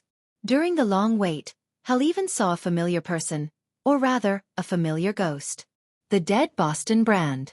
This guy was currently roaming the realms of the living and the dead. There was no need to mention how comfortable he was. Even though he was the #1 ghost in the underworld, no one cared about him. Hal had a good relationship with the dead man. Sinisto knew that he would be resurrected soon, but he did not want to owe too many favors. Now that he was talking to the two people, he could only pretend to be invisible. The dead man did not talk too much about the young lady with Hal. He only talked about the things on the surface. The process in the underworld was so complicated. He would come over to chat with Hal when he had nothing to do. He gestured for the two of them to wait. Hal did not expect this companion to have such a powerful background. The Goddess of Death. Just the name alone was impressive. Sinisto was left with no choice. Thea was so powerful. Could he still snatch the Yellow Lantern Corps back? Even if he could, he would not dare to do so. The Corrigans were not long-lived. He would still end up in her hands. Even if he succeeded in seizing power, the consequences would be too severe. The 2 greatest Green Lanterns were killing time in the underworld. They silently criticized the underworld for its low efficiency while eagerly waiting for their own resurrection. At this moment, the physical world was already in chaos. The Guardians absorbed the power of the first lantern and used their own cells to create assimilated people. Then they all disappeared. Before they left, they even kidnapped Ganthercide, who came to question them. Thea killed a batch of assimilated people who attacked the main planet of Ura. However, they could not stop the assimilation speed of these things. In less than an hour, a larger wave of attacks came. The Night of Darkness destroyed the outer defense of the planet. A few Guardians with sores on their heads and pus on their feet did not repair it for half a year. The Third Army that came like a tide caught the Green Lanterns off guard. Several important facilities were lost one after another. If not for Thea's timely arrival, they would have been destroyed. Now that they were facing a larger attack, they could only choose to retreat. Retreat to the main planet of the Blue Lantern Corps. Retreat quickly. Let the new medics go first. The reserves are an important supplement to the Green Lanterns. John, protect them. Kyle Rayner's limelight was stolen by the young lady in this time and space. However, his light was still as bright as the stars. That was to say, the Guardians had run away. Otherwise, he would have been the greatest Green Lantern. Guy Gardner and John Stewart, two of his fellow countrymen, although they entered the profession earlier than him, their achievements were not as good as his. The Green Lantern ring that Gonda had forged for him, coupled with Kyle's abundant emotions, the combination of the two would allow him to fight against countless enemies by himself. The Green Lanterns were quite experienced in evacuating the main planet of Ura. After all, it was less than half a year after the Night of Darkness. They methodically covered the recruits and slowly retreated to Ura. Along the way, the Blue Lanterns, Yellow Lanterns, and Green Lanterns continued to provide support. In the end, Mogo, a self-conscious baby-tooth planet, directly joined the battle. With the help of the Blue Lantern, a blue light with a diameter of hundreds of kilometers swept across the sky. Hundreds of millions of pursuers of the Third Army were wiped out. Kyle, please come with me. Her Majesty the Goddess is looking for you. The Saint's face was full of sincerity as he pulled Kyle Rayner to the temple. Kyle Rayner almost stumbled. He and the Saint had a very good personal relationship. Both of them were very emotional people. As Kyle's official girlfriend, Solanik, the daughter of Sinisto, even suspected that there was more than friendship between them. Slow down, Saint. I just finished a big battle. The goddess has been waiting for you for a while. Please believe me, it's really urgent. Kyle was even more embarrassed when the goddess was mentioned. He had the same thought as Batman. Was Thea a goddess or a human? She was a goddess, but she stayed on Earth every day. She went shopping from time to time and made headlines. Although she was a human, the Saint worshipped her to the point of prostrating himself before her. He would often pay his respects to her. Chapter 935. It was difficult for Kyle to determine whether the relationship between the two was that of colleagues, superior and subordinate, or the relationship between a god and a believer like the Saint. However, the situation was critical now, and he could only bite the bullet and pay his respects. Along the way, the Saint was still talking about Thea's miracles. As someone born in a free and democratic country, Kyle Rayner's heartfelt admiration for his good friend was not a matter of joy or anger. It was a personal choice. Everyone had their own way of living, and he had no right to interfere. However, he would not kneel to a living person. Distance creates beauty and faith. When one was too close, one would naturally lack respect. Now, even if Thea rebooted the entire universe, he would not bow his head to her. This had nothing to do with personal feelings. It was completely the nature of modern people. Hi. Kyle looked at Sia, who was in front of him. She was wearing a checkered shirt and jeans. She looked no different from the way she was dressed on Earth. Compared to the Saint beside him who was directly bowing to him, he could only greet her without any awkwardness. Fortunately, Thea did not dwell too much on etiquette. Her main body was still on the main planet, but she had only cast a projection for the sake of setting up the situation. Thank you, Saint, for allowing me to speak with Kyle alone. The Saint didn't say anything and walked out in a very pious manner. Don't be nervous. I have many things to say today. Mr. Rayner, please take a seat. Thea gestured for Kyle to relax. She had done a lot of mental preparation for today's conversation. It was not for the current situation, but for a deeper purpose. We don't know much, But we both come from Earth. I protect Earth and the universe. Everything is fair. In order to obtain more power, I can only go to a higher position. She made a very sacred opening statement. Kyle nodded to show his approval. Compared to Thea, he was a new superhero who couldn't be more new. The universe is vast. Even the Green Lantern can't defend against it. There are many other universes as well.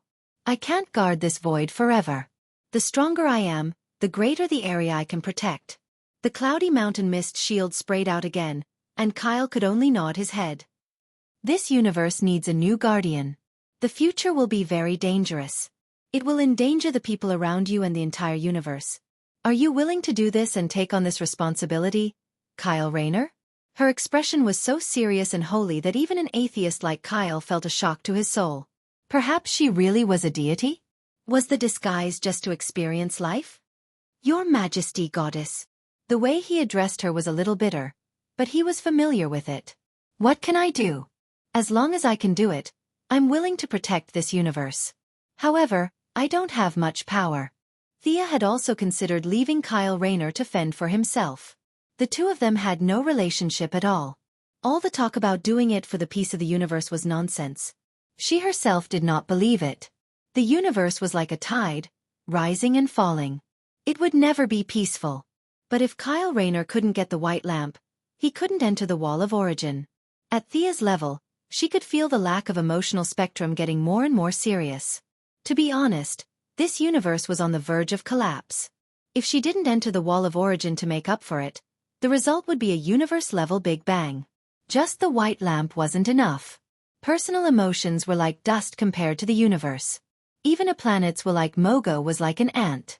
Someone needed to rush into the wall of origin with 7 lamp beasts to make up for the lack of emotions. For Thea, this was similar to carrying explosives to blow up a bunker.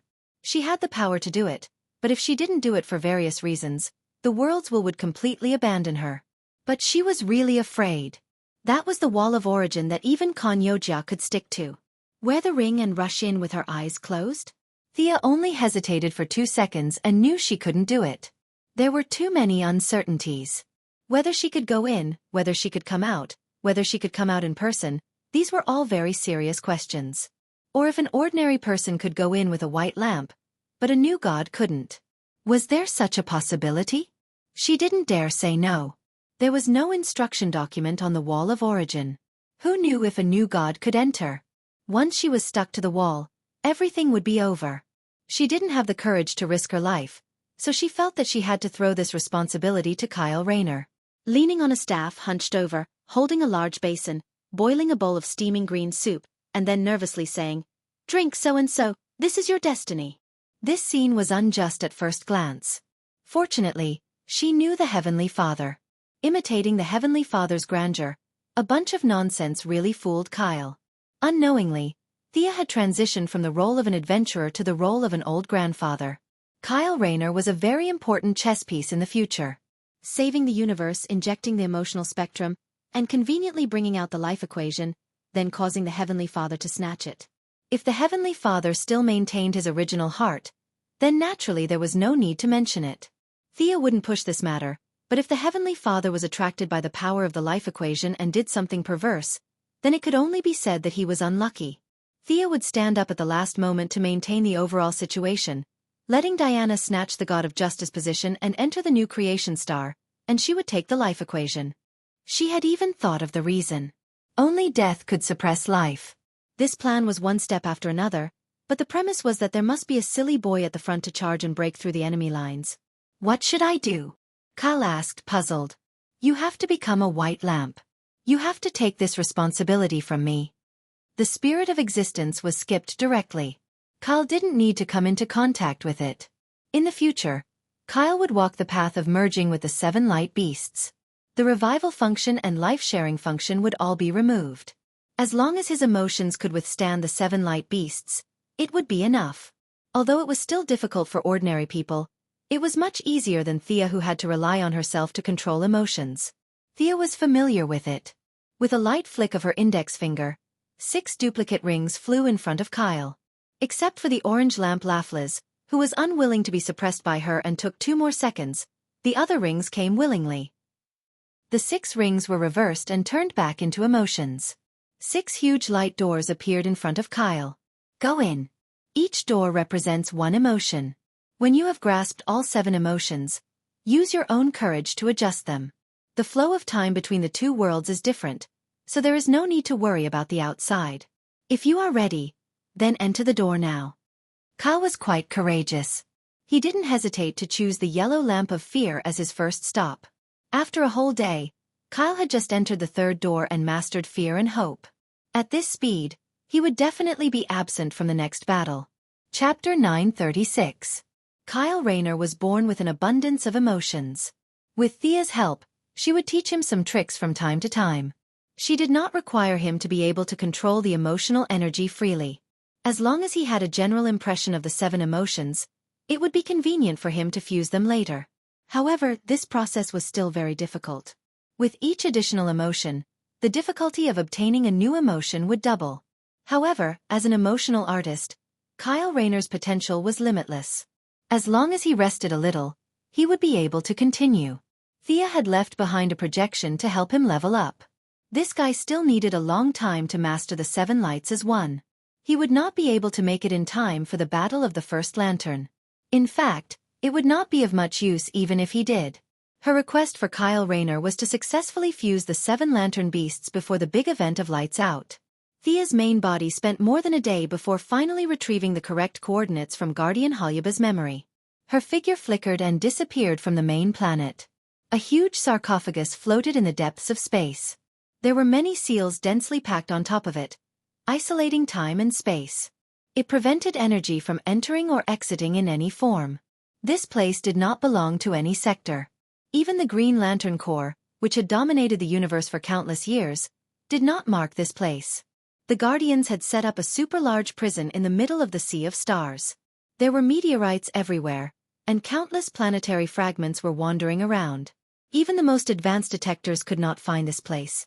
However, the sarcophagus had been opened, and 2 groups of people were facing each other. For Guardians who had escaped from the Black Death Emperor were discussing something in low voices. Although Gantherseed was still struggling, he was tightly bound by energy chains. 2 energy pipes passed through the 2 of them and connected to a colorful lantern not far away. A tall figure with a 7-colored glow could be faintly seen in the lantern. He was roaring at the Guardians. On the other side of the lantern stood 8 short men. They had blue skin and were a meter tall. All of them indicated that they were of the same race as the Guardians. However, their clothes were tattered like refugees. The leader of the group was an old man whose beard almost reached his feet. Are you crazy? Wasn't sealing the first lantern a joint decision? His energy is too dangerous. It's an uncontrollable factor. The big-headed Guardian, who had spoken to Thea several times, was expressionless at this time. He glanced at First Lamp, who was still trapped in the lantern, and slowly said, "Everything is for the peace of the universe. Emotions are the source of the turmoil of the universe. Because of greed and anger of life, it triggers the courage to resist. All of this is a cycle. Only by breaking this cycle and eliminating the emotions of all life can the universe usher in true peace. As the First Lantern Guardians, your duties will end today. Come and join us." Nonsense. You are insulting our sacrifice and perseverance for hundreds of millions of years. You made us guard this prison for hundreds of millions of years, and now you are saying that everything is wrong. You don't deserve to be a guardian. You have lost your nature and power, the blue man with the long beard retorted loudly. My brother, you're wrong. Could it be that you still haven't seen the truth? Life is equal. They have the right to decide where they go. The guardians shouldn't interfere. Gantz, who was tied up like a dumpling, also spoke from the side. The 3 groups of people of the same race began to quarrel fiercely.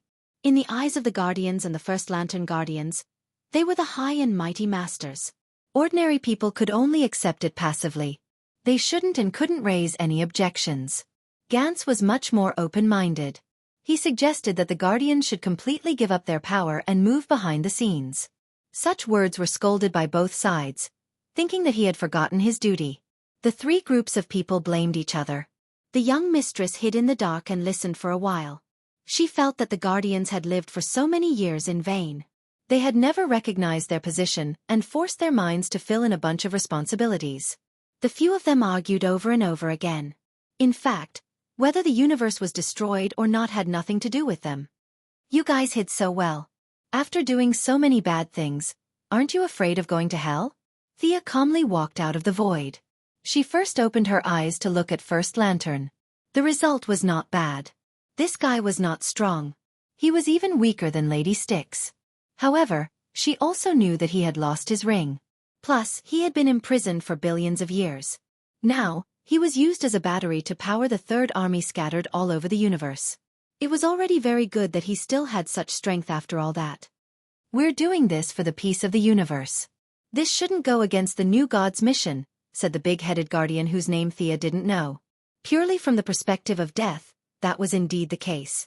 The world of death didn't need emotions. Ridiculous. Thea looked up at the sky and laughed. Just when the guardians thought that she was going to say something brilliant, she suddenly did a space jump.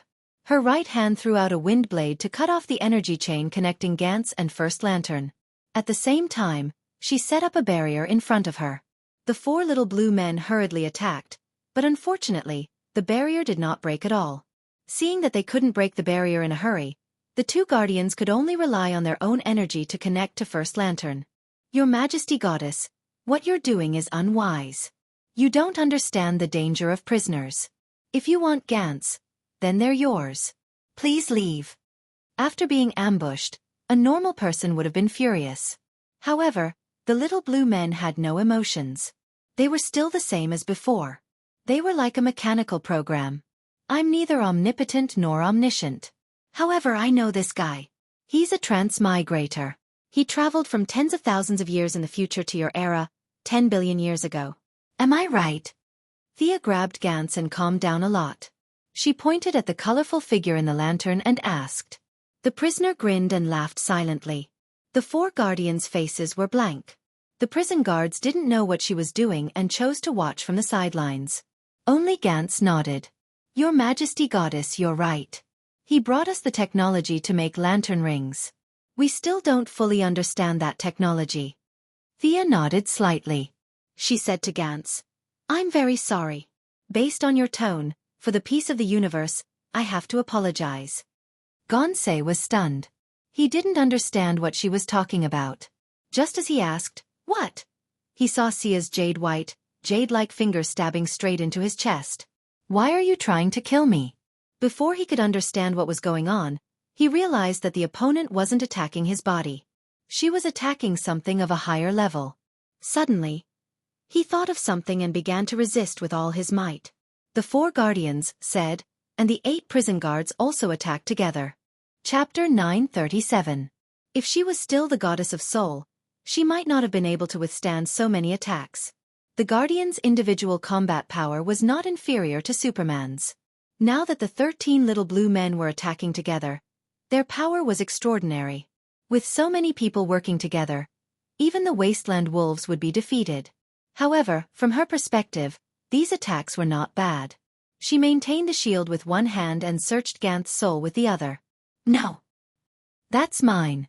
Mine. First Lantern in the distant lantern was very aloof. He looked at them as if they were a group of ants, but Thea's sudden attack disrupted his plan. He began to struggle. Thea smiled because she found something in Gantz's soul. Although he resisted tenaciously, her level was really high. Ignoring Gantz's resistance and First Lantern's roar, she pulled out a dazzling 7-colored ring from the soul. This was the universe's first emotional ring. It was not a green or yellow light, nor did it belong to any single spectrum. It represented all the emotions in the universe. The ring did not belong to her, so it resisted with all its might. However, as a rootless duckweed, how could it resist the goddess of death? Thea cleared her mind and focused on pulling out the ring from Gantz's soul. The ring was mixed with countless threads. Under the forceful pull, the threads pulled at the soul. Gantz's face was full of pain. Bear with it, I'm very fast. What's wrong with you guys? Why did you hide this kind of ring so deep? She pulled as she complained. The soul would more or less be damaged, but this was not a problem for her. Gonda was not an ordinary person. At this level, the soul of a long-lived species was very strong. Most ordinary people would have fainted or been seriously injured, but Old Man Gantzer was still able to yell and scream. As if realizing that she was determined to win, Gonda gave up resisting. Thea's movements were greatly accelerated. She had cut half of the hundreds of soul threads. Success was in sight. How dare you touch my things? You're just a primitive person. You don't deserve it. First Lantern was furious and finally revealed his trump card. With his order, the Third Army all over the universe stopped and turned towards First Lantern's direction. It was similar to the conversion process, but this time it was more thorough. Flesh, bones, and skin all turned into a ball of gelatinous substance. Then, an imperceptible light was born from it and flew into the distance. In an instant, the Third Army that covered the universe announced its end. All the assimilated people turned into lifeless mud. Morality, life, wisdom, everything related to the living was turned into a light. A light may be weak and imperceptible, but when this light spread across the universe, it was a spectacular scene. The Guardians used First Lantern's energy to function for the Third Legion, and First Lantern also used their Legion to help him escape. Both sides deceiving each other, and to say no one was more insidious than the other. Even though their souls were long gone, their flesh and blood still retained the emotions of the living. Some were passionate, some were greedy, and some were full of love. Their emotions were extremely weak, like fireflies in the night sky. When this number exceeded 1 billion, 10 billion, and 100 billion, even the gods could not ignore it. The Third Army carried the Guardians' dream of universal peace. They turned into beams of light and flew over from all corners of the universe, emitting colorful brilliance. It was like a sea of light rushing towards First Lantern. Quick, strengthen the prison. The Guardians did not expect First Lantern to have such a big move. They did not care about Thea and worked together to strengthen First Lantern's prison. The 8 First Lantern guards worked the hardest. The little blue man with a long beard clenched his teeth so hard that the veins on his forehead popped. He seemed to be using some kind of secret technique just to split a little more energy from his body to strengthen the prison. Unfortunately, their strengthening was like a drop in the bucket in front of the beams of light. They were long-lived species and could fight against 10,000, but in front of 100 billion, they were just mortals. It was not only the intelligent life that fought against them, but also First Lantern, who had been plotting for a long time. Ha ha! You primitive people tremble in front of me. In First Lantern's crazy laughter, the prison was shattered. The long-bearded guard, who worked the hardest, fainted from the energy backlash. The last defense set up by the Guardians was like a thin layer of paper, and it was broken with a gentle push. And this only consumed a small amount of energy from the sea of light. The remaining energy began to gather in First Lantern's body, and his strength began to grow. Thea looked at him from the corner of her eyes. First Lantern had expanded from the size of a normal person to a few hundred meters tall. The nerves and blood vessels in his body were replaced by colorful emotional light, and his face was majestic and oppressive. If Hal Jordan and the others saw this guy, they might be shocked. The energy gathered by billions of intelligent life was not something that could be defeated by the Lantern Ring. No matter how united they were, it was useless. Not to mention 7 lanterns. Even 70 lanterns would be useless. There was a qualitative difference between them. The probability of an ant defeating an elephant was almost negligible. Only a higher-level beast could defeat an elephant. But this guy was only a few hundred meters tall. He had no problem scaring the lanterns. Looking at the energy that was so dense that it was almost solid, it was as if the universe trembled when he moved his arms. First Lantern could defeat 1,000 or 10,000 lanterns with this energy. But in Thea's eyes, it was a little flashy. The energy was too superficial, and he was unable to restrain it, which resulted in his huge body. Darkseid was only 3 meters tall. That was the height of his race.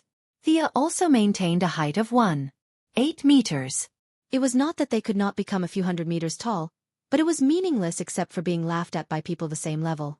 For someone like First Lantern, who had too much energy and could not restrain it, speed was definitely his shortcoming. Other than becoming a big target, he was not of much help in a battle of the same level. Is this the ring that you've traveled through billions of years to get your hands on? Thea suddenly exerted her strength. She did not care if it would cause damage to Gonda and violently cut off all the soul connections. A ring that emitted countless colors of light appeared in the palm of his hand. She had noticed it when she first came into contact with it. This ring was also the origin, or rather, the ring was the new god. It represented emotion. Just like Mitron's chair of Mobius, whoever sat on the chair would be the god of knowledge. Rather than saying that Mitron was the god of knowledge, it was more accurate to say that the chair was the god of knowledge. This ring had the same effect. Whoever wore the ring would be the god of emotion. Emotion was not as good as death, but it was similar to good and evil. It was a necessary trait for intelligent life. If there were no emotions, then it wouldn't be considered a life. Now that Thea had reached the limit of the divine seat, she had to give up a divine seat to obtain a new one. Chapter 938. In Holyaba's memory, she saw the entire process of the first ring's forging. First Lantern, as an ambitious young man, first came to the Guardians who were still young and inexperienced 10 billion years ago. With some sweet words, he taught them how to forge rings using the emotional spectrum. The first ring not only contained the emotions that the Guardians abandoned, but also First Lantern's ambition. This ring was the entirety of his conspiracy. Unfortunately, his image as a good young man was shattered too early. At that time, the Guardians were no longer in their prime, but they still worked together to seal First Lantern with the ring. After that, the ring was taken away and sealed in Ganth's soul. Thea tried to feel it carefully. The ring was the origin, but the origin was not the ring. If she wore the ring, she would only be borrowing the power of emotions. This thing had nothing to do with her. It would be stupid to give up one's position just to borrow a part of the power. The result was a little disappointing. Emotions were a high-level origin, not as deep as death, but on the same level as justice and evil. If it did not conflict with her, she could absorb it with some effort. But this ring was different. It was too complicated. Not only did it contain the source that represented the deity position of emotions, but it also contained the emotions of the little blue men and the First Lantern. They used their own emotions as bait to capture this source. Billions of years had caused several substances to mix together. Just like the previous death, Sia had to spend a lot of effort to purify the impurities. To use this ring freely was more troublesome than death. She did not have much understanding of emotions. There were too many emotions in intelligent life, and it was not an exaggeration to say that there were 70 or even 700 emotions. In the end, she might waste her original path of death. She really did not want to try. Also, death had a poor tolerance. The previous trait of wealth had a first-come, first-served problem. They were the foundation for Thea to bear death, so they were barely compatible. This god of emotions was completely foreign. Death did not care about it at all. If Thea forcefully fused with it, who knew what would happen? Useless. She sighed. If this thing was in First Lantern's hands, it would definitely increase his power. But in her hands, it would at most be an unsuitable collectible. But the enemy would be much weaker, and she could get the drops in advance. No matter how she looked at it, it was a good thing. Then, under First Lamp's furious gaze, she kept the ring in her bag. Moreover, he revealed a radiant smile to Chu Deng. What kind of man are you if you can only stare at me? If you have the ability, come and hit me. First Lantern was so angry that his teeth were itching. His original plan was to wait until the Third Army had developed to its largest scale. Then, when the Guardians were at their most high-spirited, he would flip the table and enjoy their horrified gazes. Finally, he would use Black Tiger Steel's heart to obtain the ring that had been sealed in Ganth's soul. This way, not only would he be able to slap the face of the enemy, but he would also be able to reach the peak of his life. Not only did he want to destroy his enemies physically, but he also wanted to destroy their minds and wills. This kind of counterattack was very suitable for him. He had been holding back for countless years to achieve this goal, and now he was about to succeed. In order to prevent any unexpected changes, he had imagined many scenarios, but he had always focused on the little blue men. He had never thought that a woman he had never met would jump out. If you want to flip the table, go ahead and flip it. Why did he ruin my plan? Not only did Thea flip his table, she also stole his job. If it were an ordinary person, he would have charged over and split Mount Hua in half, but First Lantern was no ordinary person. He glared at Thea fiercely. In this time and space, everyone in this world was primitive in his eyes. He had no intention of asking for her name. He opened his hands and light flashed. Red, orange, yellow, green, blue, and purple mixed with many emotions flew out from his palms. The strands of emotion were like countless butterflies. They danced and used their insignificant strength to grab at the void. Thousands of strands of light gathered into a beam of light. Relying on this powerful energy, First Lantern tore a crack in the real world. He wanted to change the timeline and return himself to the point before Thea came. Even if he had to flip the table, he had to take back his job. A wise choice. Thea sighed. First Lantern did not come to snatch the ring from her. Instead, he went back to the source. This meant that he had not been blinded by the sudden increase in power. He could still make the best judgment for himself. Above all, war was war. Next, war was war. At this level, fighting was the same. Even with Darkseid's bad temper, he would try his best not to fight if he could. Going back to the timeline and not fighting with Thea, eliminating all the unfavorable factors before the Germinal organization, this was a very smart choice. However, he still underestimated Thea. This move was invincible against Sinisto and Hal, but it was nothing in front of Thea. You're unlucky to have met me. In this day and age, those who dared to set foot in the timeline more or less had something to rely on. If First Lantern dared to attack, Thea also had her own ways to counter. This was her timeline, and First Lantern came from thousands of years in the future. Thea naturally had the home field advantage. Furthermore, she had someone in the timeline. Speed and Ballistic received the order. Time was tight and the mission was important, so they did not have time to change their avatars. 2 streaks of blue light ran out. In the blink of an eye, they cut off the connection between First Lantern and the timeline. Converging into a beam of light was indeed terrifying, but its essence was still a beam of broken light.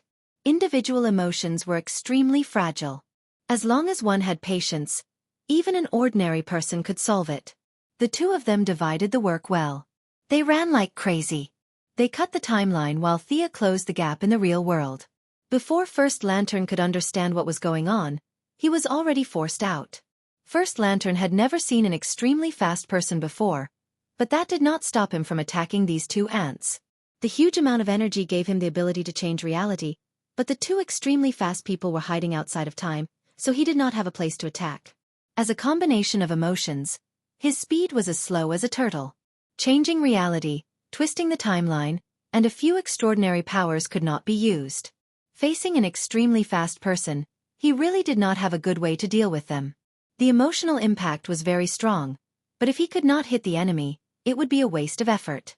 First Lantern tore the timeline again, but he was still blocked. Thea directly used legendary magic to test the waters. Hundreds of flaming meteorites were pulled out from the void. This was not her first time fighting in space. Meteorite magic was extremely powerful on the ground, but there was no gravity in space, so its power was instantly reduced by half. However, First Lantern was a few hundred meters tall, flashing with a rainbow light. He was so ostentatious in front of the goddess of death. Thea felt that if she did not smash his head, she would be letting down his big body. As for the lack of gravity in space, that was also a small problem. Thea imitated First Lantern's mental power and made a beacon. Then, all the meteorites seemed to be pulled by some kind of force and crashed straight into First Lantern. Chapter 939. Facing the overwhelming meteor shower, First Lamp was not afraid at all. There was even a look of disdain in his eyes. He waved his left hand, and the violent fire elements were appeased. The heavy earth elements were disintegrated, and the sharp wind elements also stopped howling. Everything has emotions, and these things of yours are no exception. As a scientist, First Lamp did not know what magic was, but he knew how energy was formed and could control the emotions of elements. Magic was no secret to him. When the fire elements were no longer violent, the earth elements lost their weight, and the wind elements lost their speed. This legendary spell naturally could not continue. Thea could not help but sigh. Magic could be said to be successful at the level of mortals, but at the higher levels it was not very effective. In terms of life essence, this First Lamp was not a god. At most, he was an amalgamation of emotional energy. However, his energy was huge. In terms of magnitude, it was already beyond her or Darkseid. It was even comparable to the spirit. It was just that he did not know how to use it. This energy was enough, but it did not belong to him at all. As time went by, First Lamp's energy started to show signs of decline. Emotions were not normal. Ordinary people could not always live passionately. It was normal to be indifferent. This showed the value of lanterns. Otherwise, if everyone on the street had courage and willpower, why didn't the green light choose them? Because ordinary people lacked endurance when it came to emotions. After absorbing the emotions of billions of intelligent beings, First Lamp's energy was fluctuating. The general trend was going downhill. As a mortal, he could control so much energy. Without the help of the ring, First Lamp could only do some simple and crude work.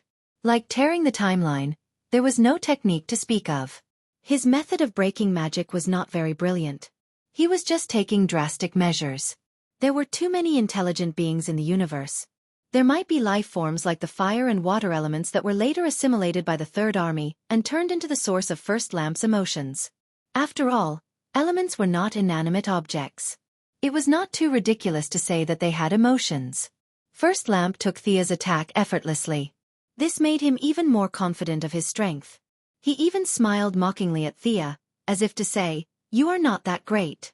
How dare you look down on my magic? Here's a small gift for you." Thea said it was a small gift, but it wasn't small at all.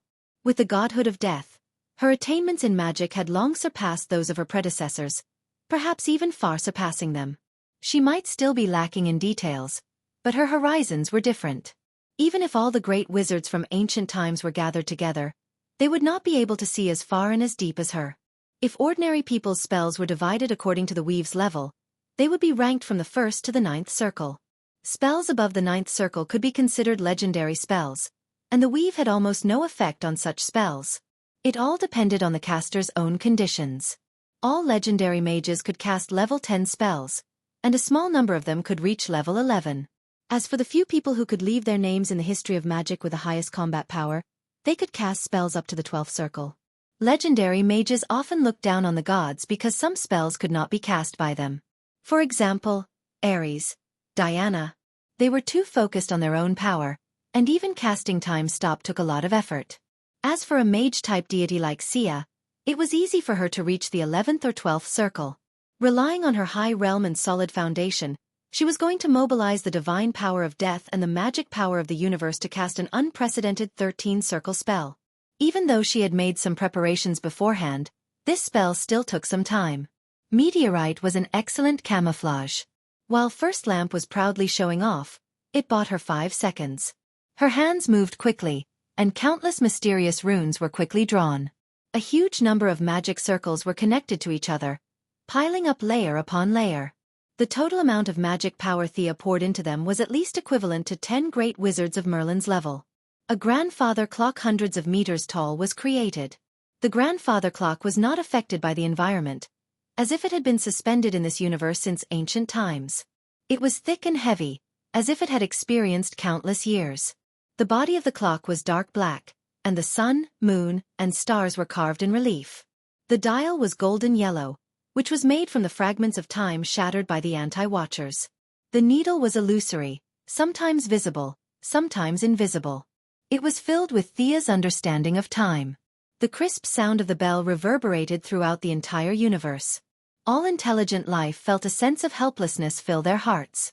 It was as if they had encountered their natural enemy.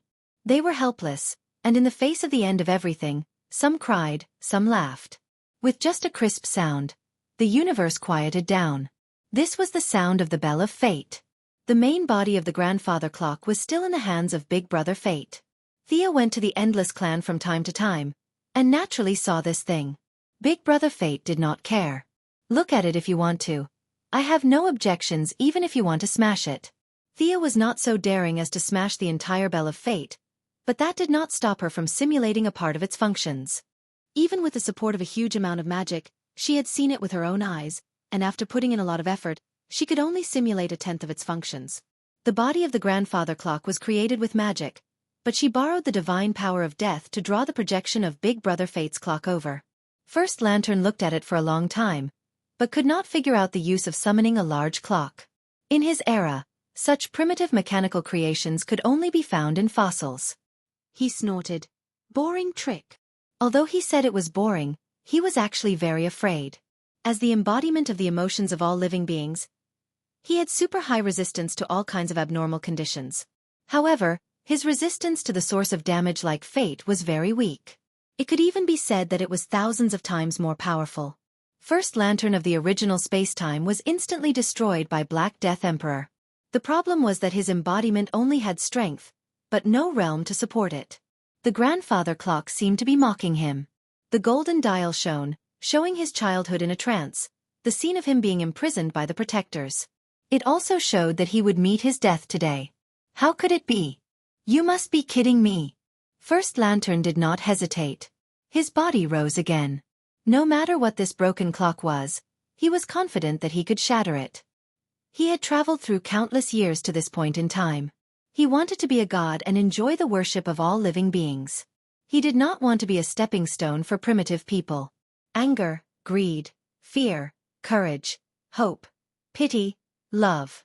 The Seven Lantern Corps could not represent all emotions.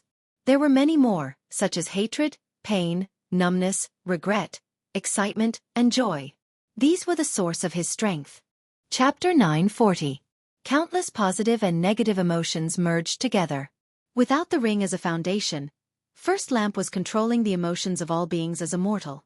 He felt like his head was about to explode, and he was extremely frustrated. It's all because of this clock. He ignored Thea, and colorful lights began to shine. Space seemed to be torn apart. First Lamp used all his strength and punched the clock. This punch was not physical strength, but emotional strength. It contained his own greed, the fear, hope, courage, and other emotions that the little blue men had abandoned, and more of the emotions that the Third Army had captured from all the intelligent beings in the universe. Dong! The grandfather clock rang for the second time after it was summoned. The young mistress had already run back to the underworld before he was about to ring the clock. The little blue men did not know how powerful it was, and were watching the show from afar. The sound of the clock whistled past. There was no earth-shattering aura, nor was there a magnificent scene. Other than the long-bearded god who had already fainted, the other 13 little blue men all spat out blood. Ced was afraid that Gonda would be hurt, so he put up a shield in front of him, but how could fate resist? Ced's shield did not work at all. The sound of the clock was like a breeze, gently brushing past their hearts. The next moment, it felt like they were carrying a huge mountain on their backs. The sound of the clock caused their spiritual strength to fluctuate, rising and falling.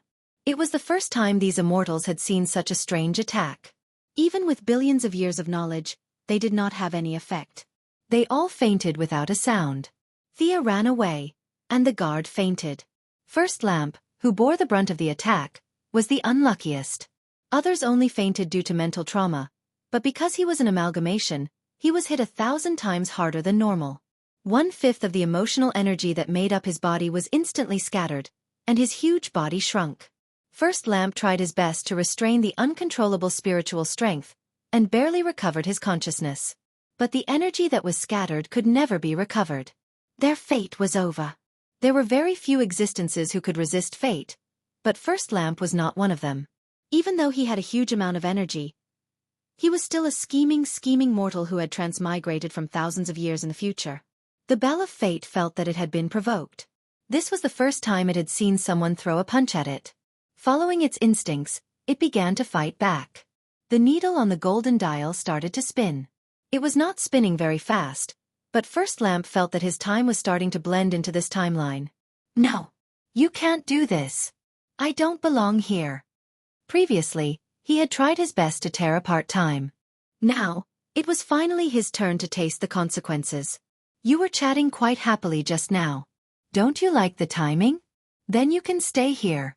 Time did not like to be toyed with, nor did it like to be offended. Those who tried to control time would have to pay the price in the end. For First Lamp, he had not yet been born at this point in time. If he was solidified, what awaited him was obliteration. He began to resist with all his might. Previously, he had tried all sorts of ways to squeeze into the timeline. Now that the timeline was forcefully pulling him in, he began to push back. This was the wonders of fate. The golden dial seemed to have infinite power, firmly grabbing the first light and pulling it into the timeline. The other party naturally resisted with all his might, but at this moment, Thea quietly ran back. He was overjoyed when he saw this. The Bell of Fate was much stronger than she had imagined. If First Lamp did not have more tricks up his sleeve, he would be dead for sure. The Black Death Emperor could cut off all his emotional connections and then kill him with a single scythe. Thea and the Black Death Emperor walked different paths and could not be copied. But she had her own way. Looking at the temporarily trapped First Lamp, she laughed heartily. She took out the blood-soaked night sky sword and stabbed at First Lamp's head. The murderous aura on the sword was almost tangible. Sia didn't need to pose or make any feints to deal with it. First Light was now like a target. Although its body had shrunk by 1/5, its head was still more than 10 meters tall. It could be stabbed with its eyes closed. This sword was like thunder, crossing the distance of space and carrying with it the power of death. No matter how many emotions you had, or how many intelligent beings you had, her target was the source. As long as the main body was killed, all the other emotions would disappear instantly. If he took this sword head-on, he would definitely die. After all, the Black Death Emperor's scythe was remade. The recipe was different, but the taste was still the same. First Lamp understood that he had to dodge this sword. He burst out all his potential and gathered a sea of emotions in his body. Countless positive and negative emotions were no longer mediated. Instead, they were allowed to oppose each other and then exploded. There was no sound, no fire, but relying on the violent explosion, First Lamp not only escaped the pull of the Bell of Fate, but also left Thea's attack range. As the price, his body exploded from the middle into 2 halves. Countless emotional energy turned into nothingness and returned to the world, but more of it was sucked in by the Bell of Fate along with the other half of his body. No! First Lamp was like a resentful woman, futilely shouting at the Bell of Fate. Everything was a foregone conclusion. Although he was not fixed in this timeline, he was missing a part of himself. Although this timeline would not erase him, he was a complete anomaly. It was the same for his original timeline. It was neither there nor here. Both of his feet stepped on a different timeline. A large amount of information began to rush into his brain. His originally clear memories began to blur. He felt that he was a scientist hundreds of millions of years in the future, and then he felt that he was a lucky person who picked up a ring in this time and space. First Lamp had never heard of Zhuang Zhou Dai, but the meaning was still the same. The future, the present, the 2 memories entangled with each other. There was the people in the future cheering for him, and there was the imprisonment in this time and space for hundreds of millions of years. Which one was the real him? The young lady saw that he was in a daze. Without thinking, she raised her hand and summoned her divine power for another sword strike. Under the influence of the strong external force, First Lamp temporarily gave up on philosophical questions. The part that he had lost was considered lost. Now that his body was still there, his energy body operated and returned to human form. However, his body was reduced by half again. He was now only 80 meters tall. Facing Thea's fatal attack, he made a prompt decision. If he could not beat her, he had to run. He looked at the Bell of Fate with hatred. This giant bell was still standing there, as if it was saying, "Little guy, come and hit me again if you dare." First Lamp could only shout that he could not afford to provoke her. He had a faint feeling that if he was given some time, he could still find the missing part. Fate was fair to everyone. In Fate there were fixed numbers and variables. The missing part was fixed, but it was not unchangeable. Unfortunately, he lacked time now. Chapter 941. With half of her body missing, Thea had surpassed First Lamp in every aspect, be it energy, realm, usage, or understanding of the rules. Her light sword had already enveloped a radius of tens of thousands of meters. First Lamp couldn't help but rejoice. There were benefits to his smaller body. It was much easier to move through space than before. With a whoosh, he broke through space and fled, trying to get rid of the fiend behind him. "Don't run! Stop right there!" First Lantern ran in front like a thief, while Sia chased after him with her sword raised like the owner of the lost item. "I should have brought a helper," Thea thought embarrassedly. Her top fighters like Fiora, Mingy, and Guangdong could delay First Lamp for a few moves, and she could kill him in one strike. In the original space-time, First Lamp had nothing to do, so he went to tease Sinisto and destroyed Kruga. In the end, he was furious to the extreme. Sinisto and the Parallax monster combined to stall First Lamp, creating an opportunity for the Black Death Emperor. Now, Kruga was fine, while Sinisto was still waiting to be resurrected in the underworld. Without anyone to help, First Lamp ran away like a rabbit. Thea could only chase after him with her sword. A sure kill attack needed to be prepared, and she couldn't kill him with a casual strike. As long as she accumulated divine power, her speed would be affected, and her opponent would have a chance to run away. If she didn't accumulate divine power, it would be useless to chase after him. Thea regretted not bringing a few helpers. She didn't know that First Lamp didn't feel good either. He had endured for so many years, and just as he escaped, His dream of returning to the original spacetime with great power collapsed. He couldn't go back to show off. What was he trying to do for so many years? The more he thought about it, the angrier he got. However, he didn't dare to go back and fight with Thea for 300 rounds. He could only vent his anger on the planets by the roadside. He grabbed a planet about the size of the moon, ignored the cries of the intelligent life on it, ran to the side of the planet, and threw it at Thea. Damn! Thea was shocked. When Batman and the clown were chasing each other on the road, the clown would at most throw a bomb or rocket behind him. This person in front of her, on the other hand, threw a planet. The planet wasn't big, and there weren't many intelligent life forms. But she couldn't ignore it. Even if she wasn't a hero of justice, she couldn't turn a blind eye to it. Thea raised her middle finger from afar. Ignoring the enemy, she quickly pushed the planet back into its original orbit. It was not enough to simply put it back into its original orbit. Rotation and revolution had to be considered. If the force was too strong or too weak, the planet would fly out of the protoplanetary system in 2 days or collide with a fixed star. She would have to bear the responsibility for the disaster that would result. Destruction was far more difficult than construction. The young mistress had to think about a lot of problems every second, such as the rotation speed of the planet, the strength of the gravity, and even the changes in the magnetic field, the alternation of day and night, and so on. A single mistake would cause the planet's environment to change. Actually, it didn't matter to the planet, but to the intelligent life forms, even the slightest change would be a world-ending disaster. She was afraid that she had made a mistake in her calculations, so she called for extreme speed to go to 10 years later to take a look. When she found that everything was normal, she continued her mad chase. If she had wasted any more time, First Lantern would have disappeared. However, before she could catch up, the other party threw another planet at her. Should she save them? He had to be saved. There were more people on this planet. After correcting 3 planets in a row, the young mistress couldn't take it anymore. This was simply endless. She could only activate the great summoning spell. She called for help. Diana, who had the mother box, was summoned over immediately.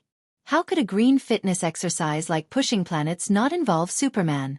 Not only Superman, but Thea also dragged Supergirl, who was an otaku at home, out. After a simple conversation with the 3, Thea asked Diana to wear the purple lamp so that she could sense her position at any time. She left the 3 dumbfounded to correct the planets while she traversed space to chase after First Lantern. The 3 initially thought that this was just physical work, but they didn't expect to find that this was definitely mental work as soon as they pushed the planet into its orbit. Supergirl was a bad student. Even though calculus belonged to elementary school knowledge on Krypton, she was still a bad student. Bro Superman also didn't like to study. He clearly had a super mind, but he didn't become a scientist after graduation. Instead, he became a reporter. Diana was the best student of the 3, but she also liked swords, food, and fancy clothes more than science. It was really difficult for her to calculate the planet's orbit. The 3 looked at each other and didn't have any good ideas. They weren't Thea. Although the young mistress was a little lazy, her title was still a doctor. If the 3 of them didn't want to see intelligent life die in vain, they could only continue to ask for help. Diana found Ching Nu, the secretary who had a super long-distance connection to Earth, and quickly explained the situation. The secretary directly found the remaining members of the main alliance and asked them to help calculate the planet's orbit. Batman was worthy of being called an all-rounder. He was able to use the existing technology on Earth to send the Watchtower space base into orbit. He was very knowledgeable in astronomy, and Mr. Excellent wasn't far behind. With the help of the Flash and the AI, the results were sent to the 3 of them. They had just solved this problem when Thea started to call for help again. They could only follow up. First Lamp saw that Thea was worried and was overjoyed. The number of lives in the universe had nothing to do with him. Seeing that Thea was hesitant, he was even more motivated. Pushing the planet was too troublesome. After all, he had lost more than half of his energy. He couldn't move a large planet at all. However, this person was indeed sinister. He had started to tamper with the planet's interior. Thea could only do the preliminary work and left the rest to the 3 of them. The 3 of them sent the analysis results to the think tanks on Earth and asked them to help think of a solution. The planet has been deflected 180 degrees. The north and south magnetic poles have reversed. What do we do? Waiting online. Urgent. The star has shifted. The entire galaxy has changed. What do we do? Waiting online. Urgent. Half of the planet has been pulled into the black hole. What do we do? Waiting online. Urgent. A bunch of messy problems were sent back to Earth. Batman was sweating profusely. No matter how smart he was, he couldn't handle it. His brain was also made of flesh, not a supercomputer. He had never thought about many things that were too obscure. He could only call for help. Those with doctorates in the main alliance were called over. Firestorm, the fat old man, the Atom Man, the Frost Killer, Barbara, a doctorate in archives management, and Cisco Ramon, a civilian scientist who didn't have a doctorate. A bunch of people were called over to help. With the team's efforts, they finally resolved all kinds of disasters. If this was a game, then everyone's astronomy knowledge would definitely be increased by a level. Chapter 942. Thea didn't know that a bunch of people on Earth were so busy that they were vomiting blood. In order to catch up with First Lamp, the 7 Lantern Corps, including the Red Lantern and the Orange Lantern Corps, were all called over to stop the enemy. Liz was also unwillingly pulled out by threats and promises. In her opinion, the Orange Lantern was the only one who could exchange a few blows with First Lamp, even though this guy's IQ was too low. She didn't need the Lantern Corps soldiers to deal much damage to First Lamp, as long as they could report their whereabouts and be able to stop him at the critical moment. Stop! At the critical moment, the Green Lantern Guy Gardner made a contribution. His position was not far from First Lamp. His courage was second only to Hal Jordan. The word, fear, did not exist in Guy Gardner's dictionary. He was the kind of person who dared to kick God. He raised his ring and a green sledgehammer appeared. He swung his arm and with a crisp bam, he smashed First Lamp, who had already taken a step forward, out of the crack in space. The effect of power was mutual. Emotions followed the same principle. Using a single emotion to hit a collective of 50 billion emotions was like using one's head to smash a rock. Guy Gardner only saw stars and had a splitting headache. He endured and swallowed a mouthful of blood. However, he achieved his goal of stopping the enemy. Thea finally appeared in front of First Lamp again. Your end is here. Thea held the sword with both hands and mobilized all her divine power of death. The sword went straight for First Lamp's heart. She wanted to end it with one blow.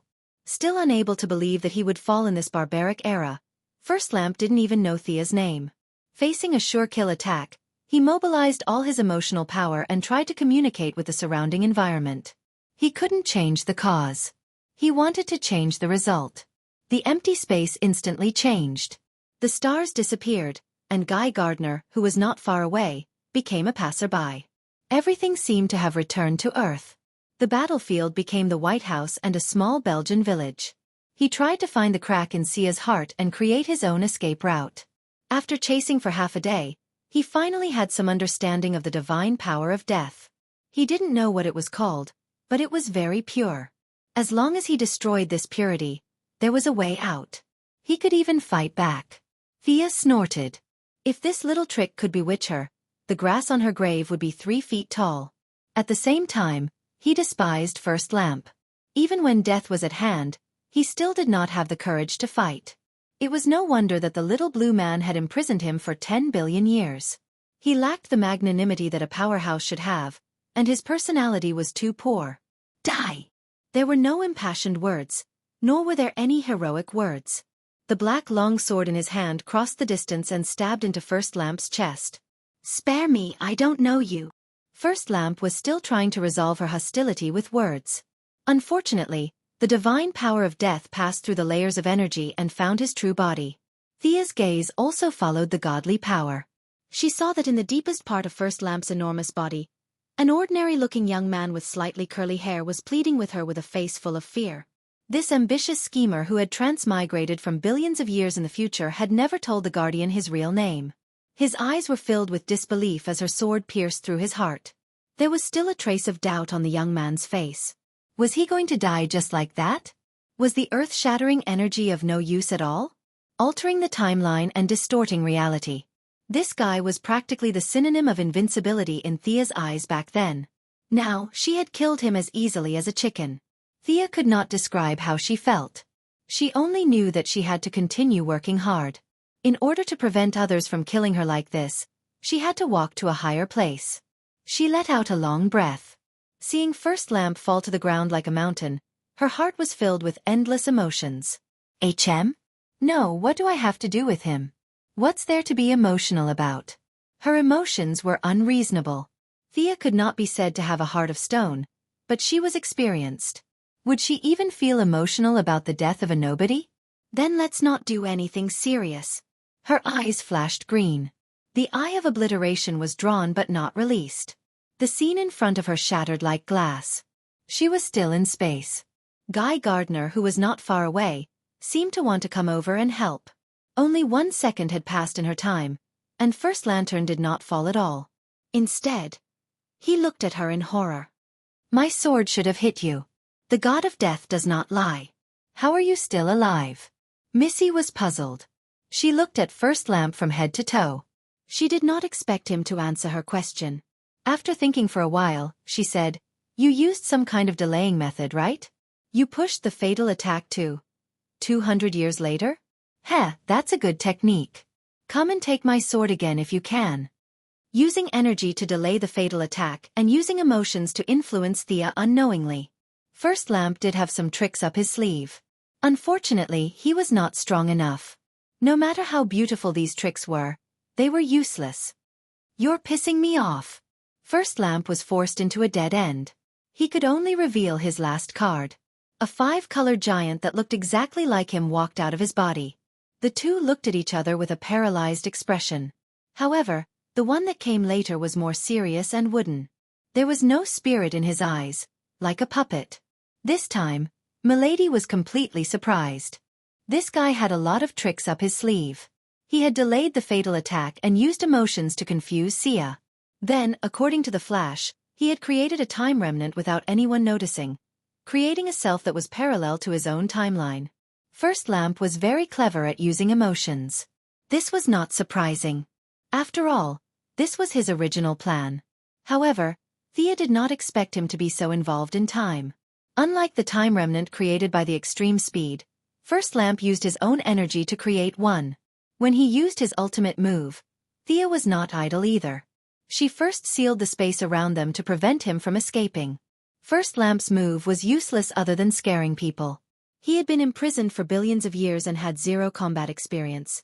He was a little too confident, thinking that two of him could defeat the enemy. However, that was not the case at all. Could 2 Wasteland Wolves defeat Darkseid? Could 2 Guandong beat Thea? The higher the level of a battle, the less effective it would be to have more people. However, she did not underestimate her opponent. Her long sword raised a pale gray hurricane, blocking the wooden First Lamp's attack. At the same time, she targeted the original body and attacked. The divine power of death made her the fastest in the world. However, speed was clearly her opponent's weakness. The ink-black Night Sky Sword kept causing wounds on First Lamp's body. Compared to his huge body, the wounds were very small. First Lamp was like a body of pure energy. He did not have blood. What flowed out was a type of energy. After several attacks, he could not hit Thea. Not only did the 2 First Lamps not help, but they were also a mess. Chapter 943. Guy Gardner was ready to help. In order to protect his pride, Thea could only let him be in charge of holding back. However, after 3 moves, he had to retreat helplessly. He couldn't fight and had been dodging the skills. This was not a game. There was no rule that teammates could not be hurt. Whether it was Thea or First Lantern, the attack range was very wide. If he didn't want to go to the underworld to find his old friend Hal Jordan, he had to dodge back and forth at full speed. Instead of risking a few hits, it was better to watch from the side. As Guy Gardner retreated to the side to help, Thea's attacks became fiercer. Although she couldn't play a fatal blow, the divine power of death still had its own uniqueness. Thea went at full speed, slashing at First Lantern, who was as big as a mountain. His opponent's speed was far slower than his, and his body was big, so it was not convenient for him to turn around. The battlefield of the two gradually descended from space to a planet. Thea saw that there were many intelligent beings here, so she naturally thought of their plan. They still wanted to play the same old game. Guy, you go to the battlefield. Carol, Laughlies, you came at the right time. Go help. She just asked Green Lantern to save people. Whether or not he could save them, this gesture had to be made. As soon as she finished speaking, Purple Lantern Carol Ferris and Orange Lantern also arrived. Thea was overjoyed. Why don't you all go together? The battlefield was tens of thousands of kilometers long. She tried to use less large-scale magic. To the intelligent life forms on this planet, it was as if they were sitting at home when disaster came from the sky. They could only see a five-colored brilliance in the sky for one moment, and then a black curtain that engulfed the world in the next. Praying, hugging and crying together, they couldn't do anything in the face of disaster. I'll ask Santa Claus to send you a gift later. Go help.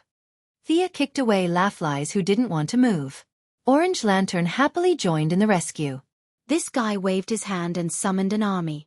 His efficiency was unusually high. You can't kill me with this attack. We have no grievances, so why do you keep chasing me? First Lantern was very passive. He couldn't fight, and he couldn't run. Thea's sword could destroy tens of thousands of his feelings, but what was the use? He still had 50 billion emotions, so the tens or hundreds of thousands that were cut off were nothing. Of course it's useful. Your vision is too narrow and you're neglecting yourself. Thea let out a long sigh. It was actually quite tiring to keep moving at high speed. Being called narrow-minded by a primitive woman, First Lantern was not happy. He moved quickly and took a step forward, ready to launch a surprise attack while Thea was talking. However, he found his own problem, a big problem. His originally colorful body now seemed to be shrouded in a thin layer of gauze. It was gray but very fine. Today is your doomsday. Everything is over. First Lamp's body was a little stiff. The effect of this state was actually not long. It was an application of the dead mixed soul. The two positions were very compatible, but Thea did not understand it well enough. She lacked tens of thousands of years to settle down.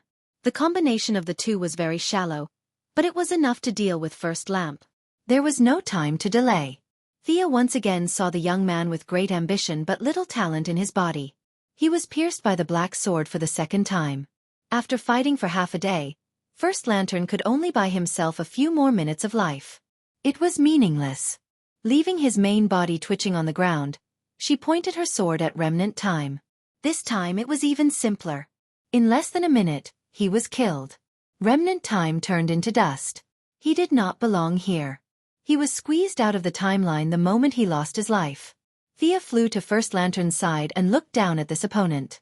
His huge body started to wither, from his fingers to his arms to his neck. The emotional energy lost its support and dissipated in space like a candle in the wind. The expression on First Lantern's face could be described as strange. I will return again. Even if my life form has changed, perhaps I am no longer myself, there will be a time when I return. That is the night before dawn. This is the scene that fate has shown me. First Lantern's face was already shrouded in the black air of death.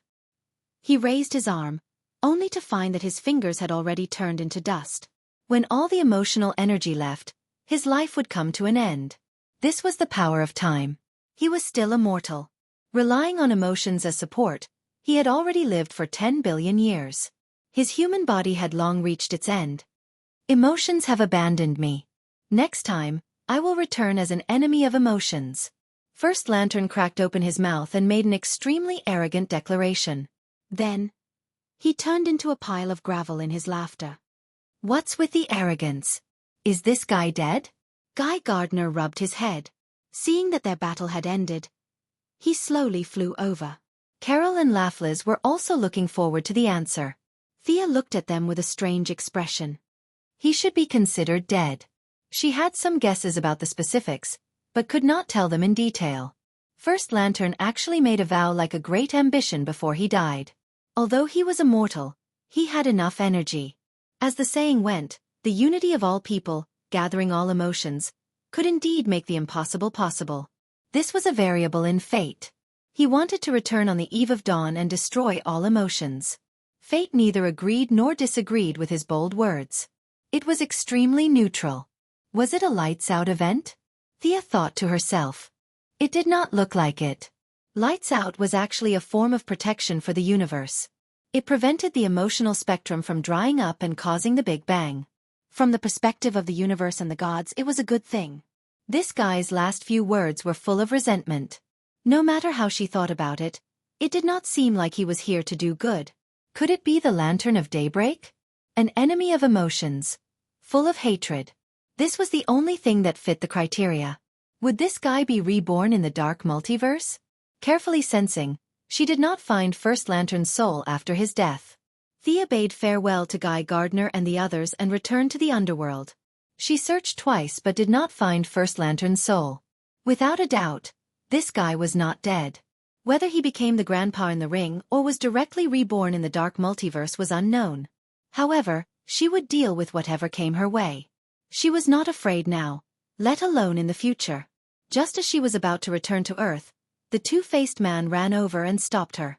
Faced with Thea's behavior of leaving everything to others, the ambitious two-faced man was actually very happy.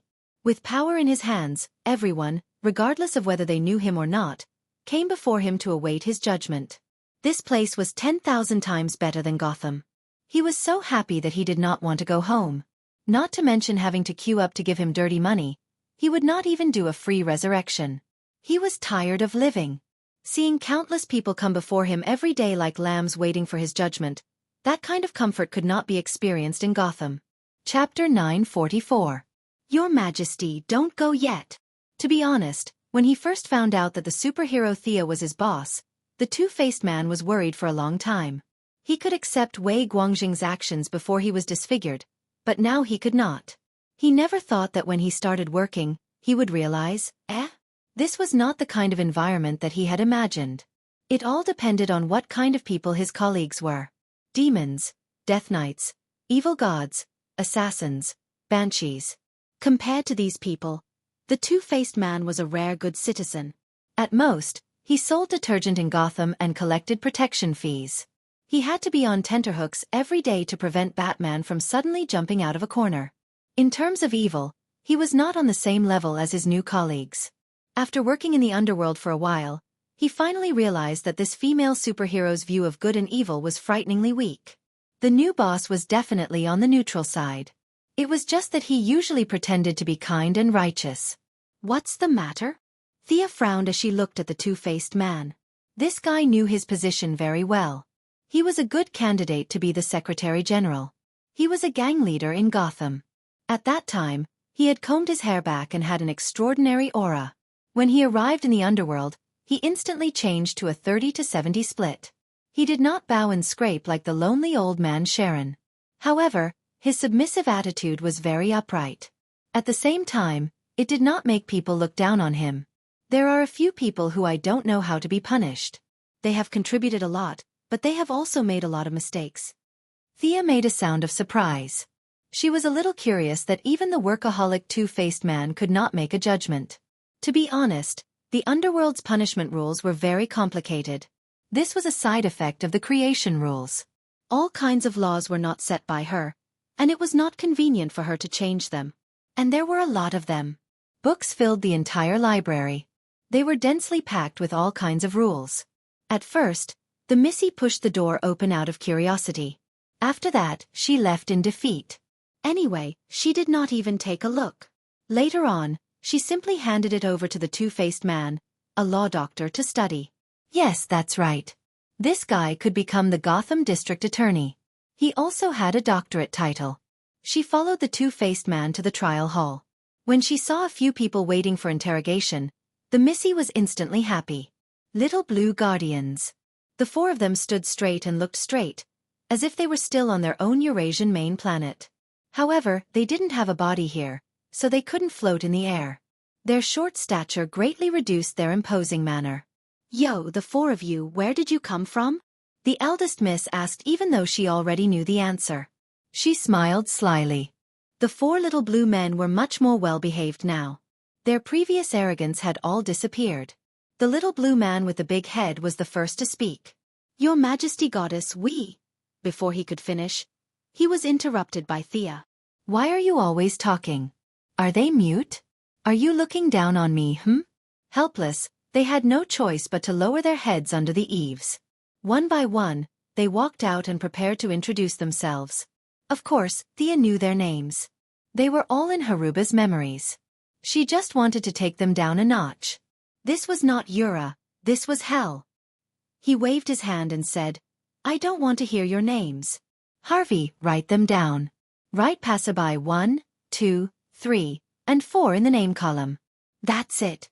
She just needed to vent her anger by teasing the little blue man. There were still many things she needed to take care of in the outside world. She reached out to take the records of the underworld and began to read them one by one. Although the Guardians seemed to have done a lot of bad things, they had also done a lot of good things.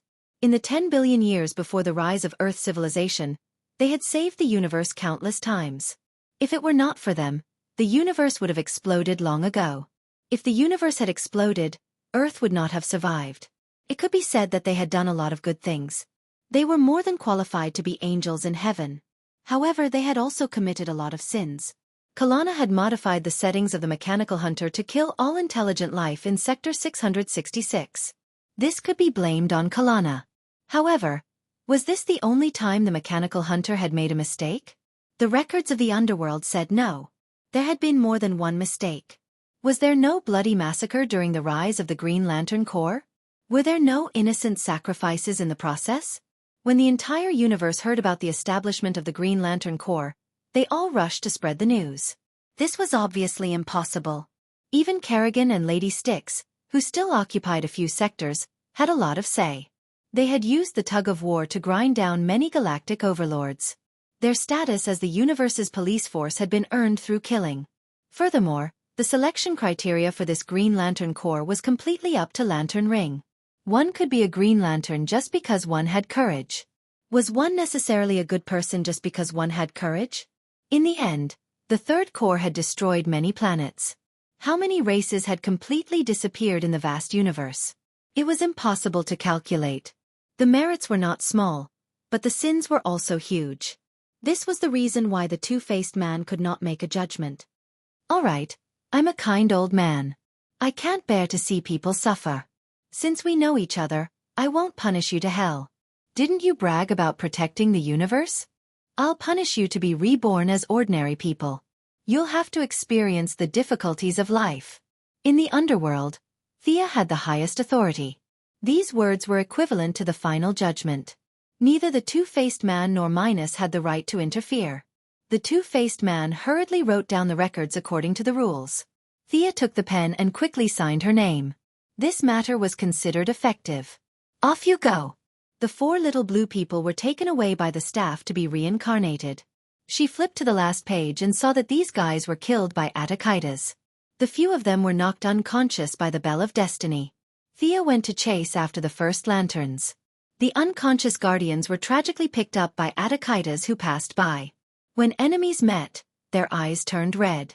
The Red Lantern leader did not hesitate to tear them apart. That was a real tear. They were still unconscious and naturally could not resist. Inexplicably, they became ghosts. When they regained their consciousness, they were already in the underworld.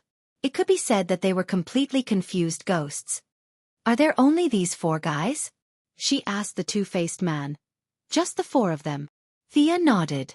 It seemed that Ganthaside's life was spared. It was most likely that some hero who passed by saved them. The 8 First Lantern Guardians also seemed to be alive. Everything was normal in the underworld. She hurried back to the universe. As expected, around the Bell of Destiny, a few groups of First Lanterns were arguing with each other. John Stewart and the new Green Lantern, Simon Bartz, led more than 10 Green Lanterns to protect the 8 First Lantern Guardians. The long-bearded little blue man was unconscious when the First Lantern broke out of the prison. He was not affected by the Bell of Destiny. At this time, he had already woken up and was trying his best to save his companions. Opposite them was the Red Lantern Army. The muscular Attikitas was originally dressed in red. Now, his head and face were covered in blood. His murderous aura was almost tangible. Beside his feet were the extremely broken corpses of the 4 guardians. There was no human shape at all. It showed how much hatred he had for the little blue men. Chapter 945. Between green and red was the Holy Walker. He led Blue and Skinny to save the Guardians. Gondian said, Attikitas, the hatred should end here. Thea was very busy and didn't want to talk nonsense with them. She glanced at the Red Lanterns and said coldly. The goddess of death's eyes were emotionless. Even Red Lantern, who was dizzy with hatred, couldn't help but take a step back. Attikitas turned and left without saying a word. Thea also sent Green and Blue away. She didn't care about the little blue men. She returned to this area first because she had to take back the Bell of Fate and return the projection she borrowed to Big Brother Fate. In fact, she wanted to borrow the book in Big Brother Fate's hand at first. Unfortunately, there was always a limit to the power of magic. The Book of Fate was a treasure above the rules. Magic couldn't simulate it at all. Anti-summoning was the first lesson of learning summoning. For many mages, it was a necessary skill. However, it was a little difficult to anti-summon a level 13 spell. It couldn't be like ordinary summoned creatures. With a soft bang, a green smoke rushed back to the original plane. Anti-summoning an object of this level required a very delicate spell and a lot of magic power. She didn't lack these qualities. After a lot of effort, she sent the bell back. As for the part of First Lantern's self that was cut off and the various emotions contained in it, she gave it to Big Brother Fate as a reward. That old guy liked to experience the wonders of different lives. Even if half of 100 billion lives were cut off, there were still 50 billion. It was enough for Big Brother Fate to ponder for a while. She cleaned up the traces of the battlefield. The emotional lines here were very messy and complicated. Countless emotions were piled up in this void. If someone passed by, the best result would be to become a lunatic. She wasn't good at dealing with these emotions. For First Lantern, it was a source of energy, but for her, it was a poison. She lived a simple life and did simple things. Too many emotions would affect her heart. She knew her own situation. She wasn't a strong-willed person. She put on White Lantern and used the power of life to calm down the emotions in this void and let everything return to normal. After cleaning up the battlefield, she found the Pusher Trio. They were so busy that smoke came out of their heads. She heard that Batman on Earth was also exhausted. With her help, they didn't speed up the process much, but they were still very happy that the crisis was over. Emotions can give people strength? The simple-minded Supergirl couldn't understand this at all. She frowned and thought for a long time. Thea stood at the side and chatted with Diana. Diana told her about the Silver Swan. To be honest, Thea had no impression of this nickname at all. She had never even heard of it. Mr. Joyeux suspects that Kane tampered with her spinal implant. That's why her temperament changed so drastically. If we subdue her, we should be able to restore her to her original state. Diana explained the matter to her formally. Thea was displeased. What kind of Tom, Dick, and Harry were jumping out at her? How dare these low-class fellows have designs on Diana? They really don't know how to spell the word death. However, she giggled and said that she didn't mind. Reality proved that Diana knew her very well. Her cunning guesses were spot on. The Valkyrie's beautiful eyes stared at her for a long time. You can't do anything behind my back. Thea was very guilty. That was what she thought. Death Knell was the most suitable person. What could a ballerina do? He killed her with 2 slashes. After that, the earthenware lady would dig a hole to bury her body without anyone knowing. Next, they would bribe the local police to make a missing person report. It was a one-stop service. Finally, there was the underworld waiting for the Silver Swan. Thea would tell her that death wasn't the end, but the beginning. However, now that Diana had made it clear, she wouldn't argue over a small character. She hurriedly changed the topic. Don't worry. By the way, Black Hand killed Hal Jordan and Sinisto. Where is he? Diana almost vomited blood when she changed the topic. If it weren't for Superman and Supergirl beside her, she would have pushed Death Knell down and bullied her. He should be locked up by green light again. She wasn't very sure. Thea didn't need her to be sure. Without the Black Death King, he was nothing. She didn't need to worry at all. She just needed to change the topic about the Silver Swan. With the help of Earth's think tank, the 4 of them restored a total of 15 planets to their original state. Casualties were inevitable in the process. However, as long as they weren't Earthlings, they didn't care much if they didn't die in front of them. After a while, they returned to Earth. It was already 2 hours later. Batman said a few words to them and got up to rest. Mental work was much more tiring than fighting monsters. Usually, he would only sleep for an hour. Today, he wanted to give himself a break and sleep for 2 hours. The rest of the Flash and Mr. Excellent were also exhausted. They said goodbye. Thea and Diana went back to their own villa in the suburbs of London. It was more than 10,000 square meters in total area. It was really strange. Diana wanted to live in Greece, but she worked in France every day. Instead, she chose to live in England. The two changed into their home clothes. Thea quickly pulled the curtains. Diana looked at her from the corner of her eyes. Her eyes were probably saying, "Are you okay? You have to be careful in broad daylight." Not to mention that she had wronged Thea. The two understood each other's thoughts from their actions and looks. The young lady hurriedly said that she was innocent. She tapped Diana's forehead with her finger. "You have such complicated thoughts. Today, I have a trophy for you to see." Then, she took out the first light ring as if she was showing off a treasure. In the dim room, a colorful ring appeared in the palm of her hand. "This ring is also an origin. See if it suits you." With 3 divine positions, Diana was no longer the newbie she used to be. She had her own way of identifying things. Only those that suited her were the best. Otherwise, if she piled up divine positions randomly, it would affect her future development. She felt it with her heart. The Valkyrie frowned. "This thing is too messy. I can't see it." "Is that so?" Thea was a little depressed. It was obviously a very powerful equipment, but no one could use it. This made her very angry. "Let's spend some time purifying it." She could only come up with a solution that was not really a solution. The most labor-saving method was still the white light. The white light's purification ability was the best in the universe. However, the emotions in the ring were different from those scattered on the battlefield. They had been entangled with each other for billions of years. It was extremely difficult to use the power of life to calm them down. "Use divine power," Diana said. Divine power could make the impossible possible. The disadvantage was that divine power recovered very slowly. Thea did not want to use it if she could avoid it. Fortunately, the divine power of death could be absorbed during slaughter. It was not too troublesome to replenish it. "I'll go first." A pure black cyclone flashed between Thea's fingers. It rushed into the ring like a dragon. Chapter 946. The divine power of death was full of momentum. There was nothing it could not kill, nothing it could not destroy. It symbolized the end of all things. However, it went in quickly and was also destroyed quickly. In less than 3 seconds, Thea felt that she had lost contact with the divine power. If nothing went wrong, she would be beaten to death by random punches. Many ants could kill an elephant. No matter how strong a single attack was, it would not be able to fight against many enemies. She once again increased the input of divine power, but it was still extinguished by a sea of emotions. "Let me try."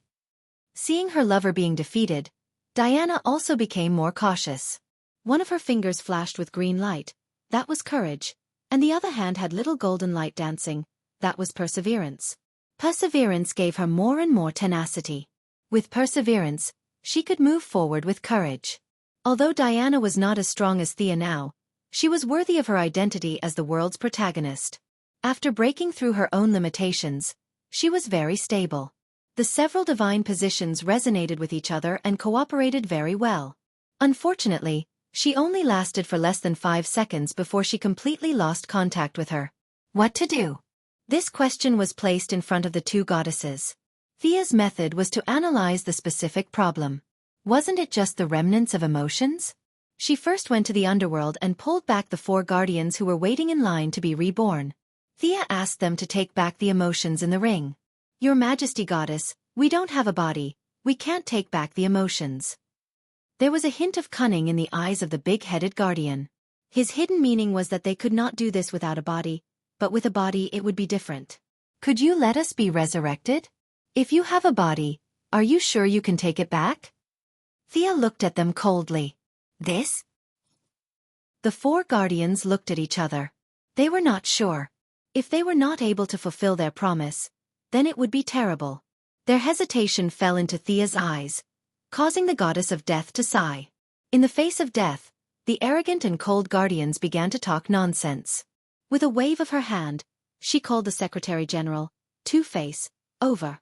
She pointed at the little blue men and said, "Penny, Burton, Bradley, and Hubert, these guys have contributed to the universe after all. For the sake of their past contributions, temporarily stop the reincarnation process and wait for my further news. Previously, you were filled with righteous indignation, as if it wasn't enough for a few little blue people to be reincarnated into pigs. Now that you think it's useful, you immediately feel that they can be saved. You're the one who's saying all the good and bad things. You're even more two-faced than I am." Thea pointed out to the two-faced man one by one again. She matched them to each other, telling them who they were and who they were. There was nothing he could do about it. The names he had registered before were too perfunctory. Names like Passerby 1, 2, 3, 4 were obviously not up to standard. The little blue men gained some value in the young Mrs. Hart. They finally got their names back and got rid of their status as passers-by. After giving the little blue men a suspended sentence, Thea rushed to planet Odium. Ignoring the 4 dead guardians, there were still 2 living guardians here. She went straight to the point and asked Gansersade to take back the emotions in the ring. The process was not very pleasant. After all, she was simply and violently looking for the ring in Gansersade's soul. Gansersade was tormented by her and his defense was greatly reduced. Then, he was hit by the Bell of Fate. When Thea entered the room, Gansersade was lying on the bed. His breathing was so weak that it was almost inaudible, as if he was dead. Gansersade was furious when she saw the young miss, but she was already past the age of youth. When Thea asked her to take back the emotions, she repeatedly talked about how hard it was for her. She was alone and had to take care of her old boyfriend, Gansersade, and how difficult it was for her. Thinking that she seemed to be a little violent, the goddess of death checked Gansersade. Although he was seriously injured, Gansersade's strength was one of the best among the guardians. Using the divine power of the soul to move back and forth, he slowly woke up. After that, the 2 extracted their own emotions in the ring according to the agreement. Thea looked at the results and was both happy and worried. The good news was that she could extract the emotions, but the bad news was that there were nearly 50 personal emotions in the ring. In other words, there were 50 guardians who participated in the creation of the first ring. Hundreds of millions of years had passed. Some fled to Zamalin and established the Purple Lantern Corps. Most of them died in battle, like the 3 who were killed by Raven in the Dark Knight, and Scarface who committed suicide after the Dark Knight, plus the one who merged with a Parallax monster and was killed by them in Seaside City, and those who were sacrificed in the years before. There were 50 of them, but now she secretly imprisoned one. There were 2 in front of her, 8 guardians of the First Lantern Corps, and only 11 of them were left. The rest were basically dead. If Thea wanted to use this method to completely solve the emotional problem of the ring, the best way was to go back 10 billion years, like the First Lantern Corps, and persuade them to take back their emotions while they were still full. She hesitated for a moment, feeling that the risk was too high. The little blue man's strength was very interesting. At first, he was so strong that he had no friends. Kalana killed Gao Tianzuan and Star Swallowing in seconds. This was an example. After that, he became weaker and weaker. Today, he was reduced to the same level as Superman. Superman squinted his eyes and was speechless. Wearing the ring, the First Lantern Corps in its peak state must be very powerful. If they could seal such a powerful First Lantern, if Thea went back and fought 50 of them, her ending would not be much better than the First Lantern Corps. It was not worth the risk for a dispensable ring. Besides, it was not that there was no other way, it was just more troublesome. Everything would usher in death, and emotions were no exception. Dripping water could penetrate a stone. Divine power could not bear to use it, and it could slowly wear it down with the aura of death. There were plenty of people in the underworld that could be ordered around. After returning to the underworld, she set up a new purification room next to her own giant statue in the Death Temple. The reason she made it public was definitely not to get all people to provide death aura to help her purify the ring. Her explanation was to let the intelligent beings pay their respects here, look at the colorful ring, and remember their lost emotions. Those who were muddle-headed and unconscious could not provide much death aura. Although there were not many who still had their own consciousness in the underworld, the number was huge. After all, there were 52 parallel universes and even more small worlds. Every planet and every world had some outstanding people. This number could be said to be terrifying when accumulated. Countless elites received the order to pay their respects. Although they did not understand the purpose, seeing that they did not lose anything, they did it either for real or for fake reasons. Thea also gave out some benefits at the right time. For example, for those who were sincere, she provided them with some positions in the underworld for them to choose from. Those who were elites in their previous lives were willing to start a new life. Naturally, there were also those who were willing to keep their memories and continue to shine in the underworld. Many people felt that it was a good thing to be able to live forever in this state. For example, the 4 advisors by Thea's side now. Chapter 947. In the end, The 4 little blue men were not sent to reincarnate. Their knowledge was a huge treasure, and reincarnating them would be a waste. Thea read Haruba's life memories, which contained countless secrets of the universe, but this was not everything. The guardians were not tied together all the time. They each had their own tasks, and Haruba was only responsible for a part of it. In the end, Thea did not let them reincarnate. She used the title of a consultant to protect the 4 little blue men. It was not difficult to make a temporary body. If Circe could do it, it would not be difficult for her. After all, she could not leave the underworld. The 4 little blue men transformed into the first batch of temporary workers in the underworld. Their main job was to give suggestions. After all, Sia's grassroots team still had a lot of problems, and the insiders might automatically overlook some of the work, but these little blue men could look at the problem from an outsider's point of view and find fault with it. The little blue men had bodies, and could finally fly again. It was not a good feeling to walk on 2 feet and look up at everyone. They took back the emotions in the ring. In order to show their loyalty, they each took out a part of their memories. With their cooperation, Thea finally saw the complete forging process of the first lamp ring.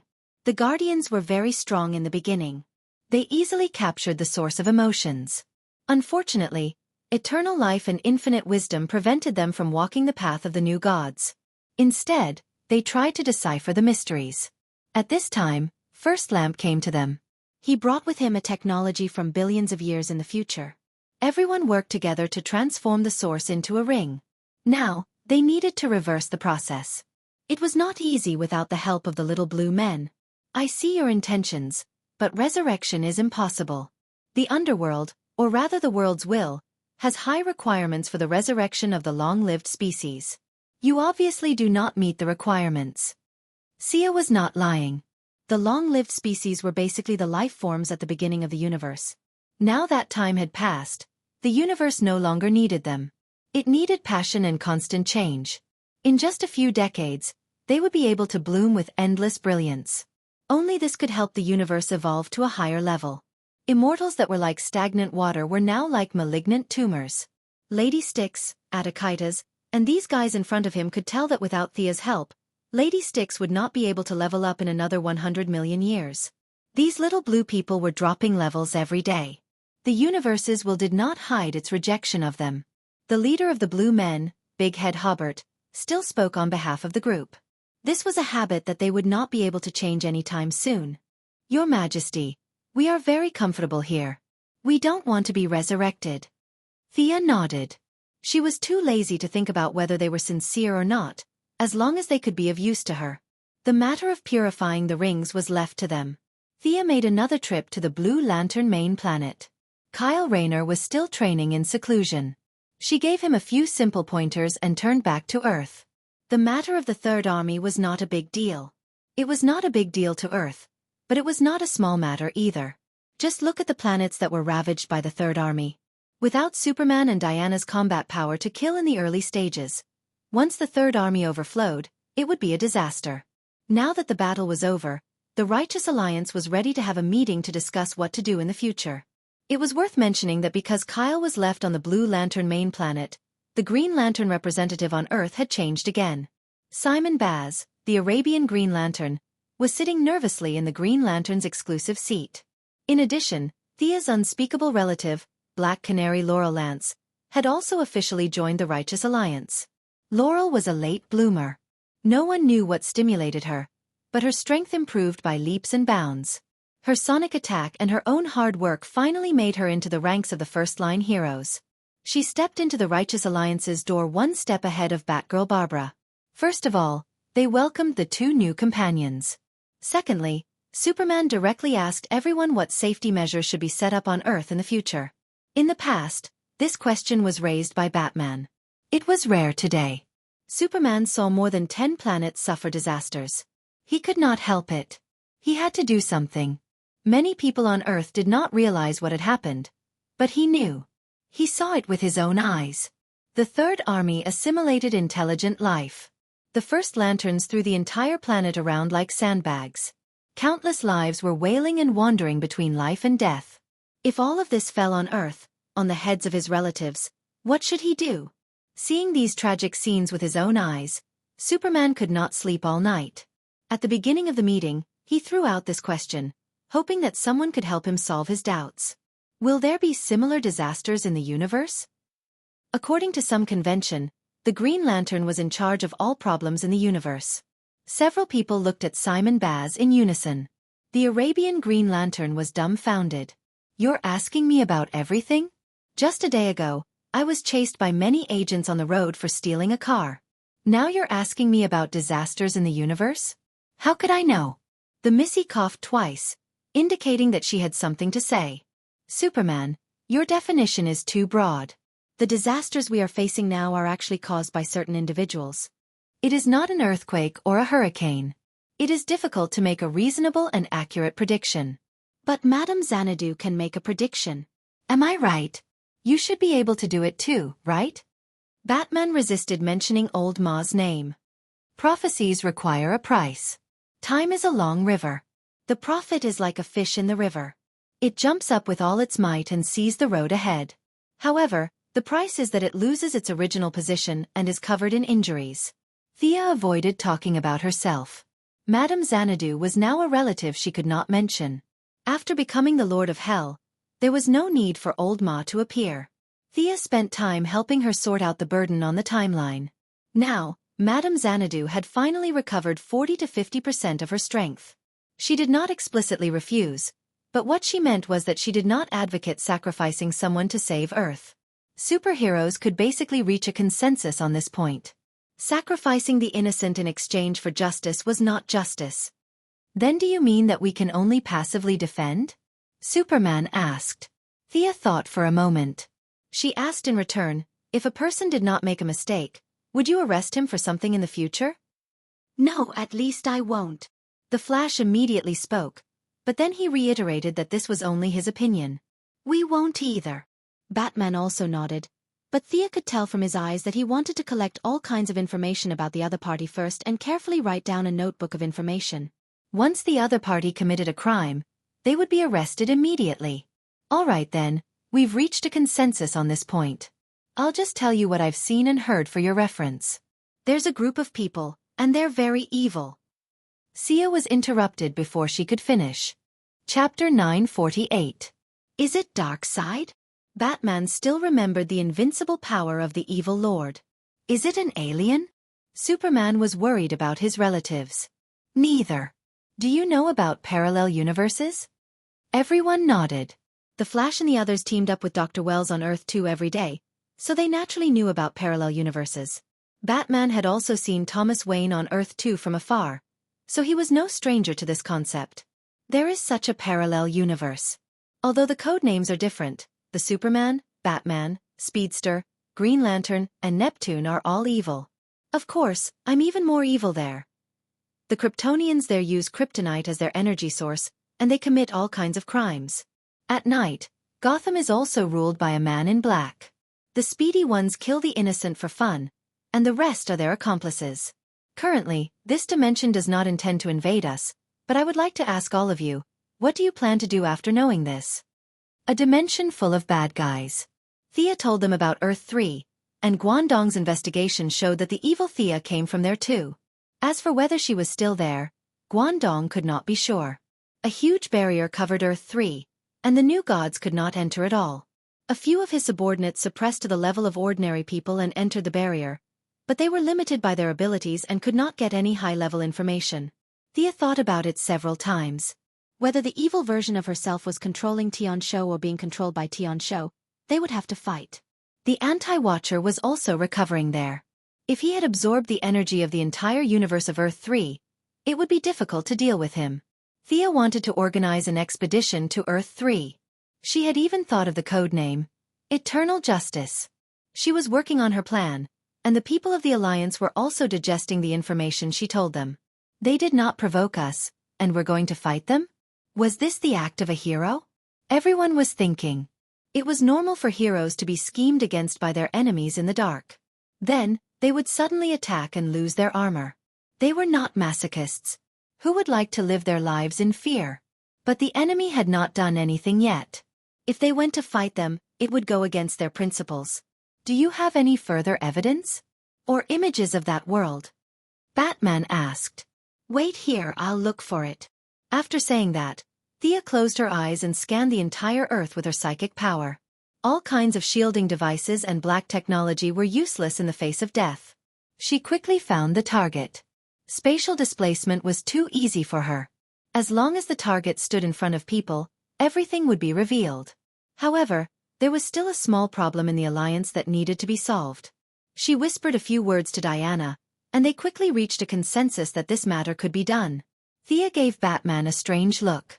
The other party has already begun to plot against us. They sent 2 people to act as the vanguard. You can't catch them?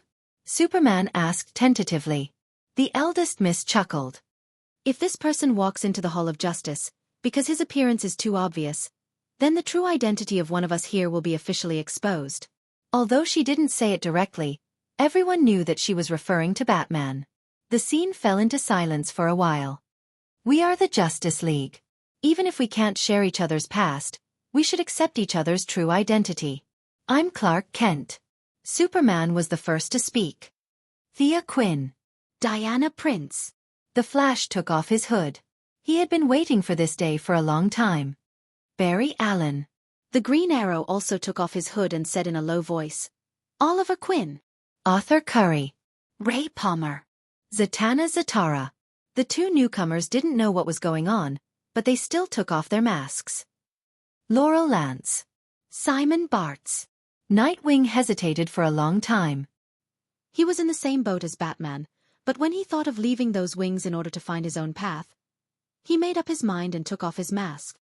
I'm Dick Grayson. For a moment, all the pressure fell on Batman. He was a little tired, but also a little relaxed. Nightwing had been exposed, so there was no point in hiding. He finally took off his mask. Bruce Wayne.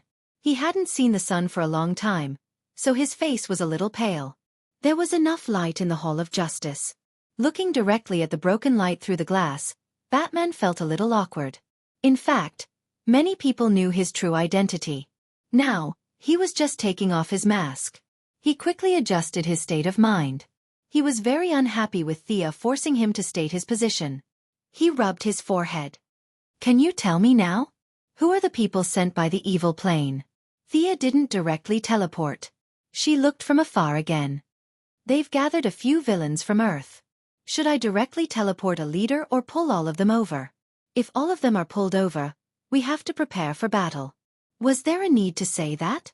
Good and evil couldn't coexist. With so many heroes suddenly attacking a bunch of villains, was there anything more satisfying than this?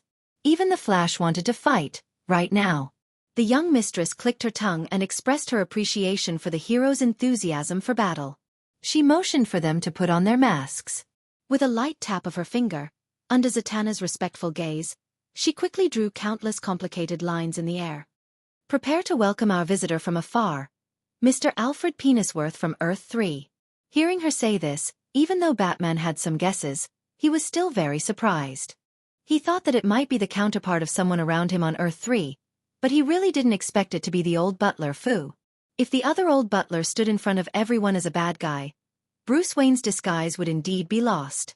After the Azure teleportation array activated and the light disappeared, the 4 strangers panicked and found that they were surrounded by people from the Righteous Alliance. Batman immediately saw the old man standing in the middle. He looked exactly the same as the old butler, but his temperament was completely different. The old man's face was pale and he was wearing a purple suit. The more he looked at him, the more familiar he looked. Thea seemed to know what he was thinking and gave him the answer. This Mr. Penisworth killed the clown on their side. Yes, the clown who fought against Batman's tyranny for freedom and democracy. A sense of confusion filled Batman's heart. The other party's evil aura lingered. Just based on his intuition, he felt that the other party was not here to discuss friendly relations and establish a harmonious parallel space. There was nothing to say. Let's fight. The heroes were sharpening their swords and were already prepared. A few villains wouldn't do. It was impossible to make the villains fight to the death without retreating. Even though the evil old butler asked them to charge together, they agreed verbally, but in reality, each of them had their own plans. Giantess, you open the way. Copperhead, you cover. Shadow Stealer, bring up the rear. The evil old butler quickly issued the order. Even though he was in a hopeless situation, he still didn't give up and was still trying to find a chance of survival. Chapter 949. The appearance of the woman called Giganteus could be said to be exaggerated. She had a head full of long, fluffy hair and bulging muscles. She wore a leather vest, and her entire body was filled with a murderous aura. One could not see the gentleness and charm of a woman at all. She looked like a bandit who had taken over a mountain and declared herself king. It was impossible to tell that she was a woman without looking closely. She took a deep breath, and her body expanded rapidly like a balloon. Soon, she broke through the human limit and moved toward a height of 5 meters, then 10 meters. Tisk, boring trick. The young lady sneered from a distance. If she was allowed to grow, her hall would be destroyed, and it would cost money to repair it. Considering the issue of justice, it was not convenient to use death magic, but casting a few transformation spells was not difficult for her. Thea was not as proficient in transformation as Circe, but she was definitely good at it. Let's go! Whether it was a technological mutation or a bloodline mutation, with a shrinking spell, the opponent's body returned to the size of a normal person. Laurel, who had just joined the team and was eager to make a contribution, rushed forward with a whip kick. I've collected information about these 3 guys. The woman is a giant morphing woman who mutated due to a blood disease. Copperhead is good at military combat and jujitsu. There's not much information about the other shadow stealer. He should be a psychic. Batman didn't join the battle, but talked about them from the periphery. Thea interjected halfway. I teleported 5 people here, and there's one more. Adaman, you search for him. Knowing that he had a part to play in the battle, Adaman quickly shrank and searched for the enemy hiding in the dark.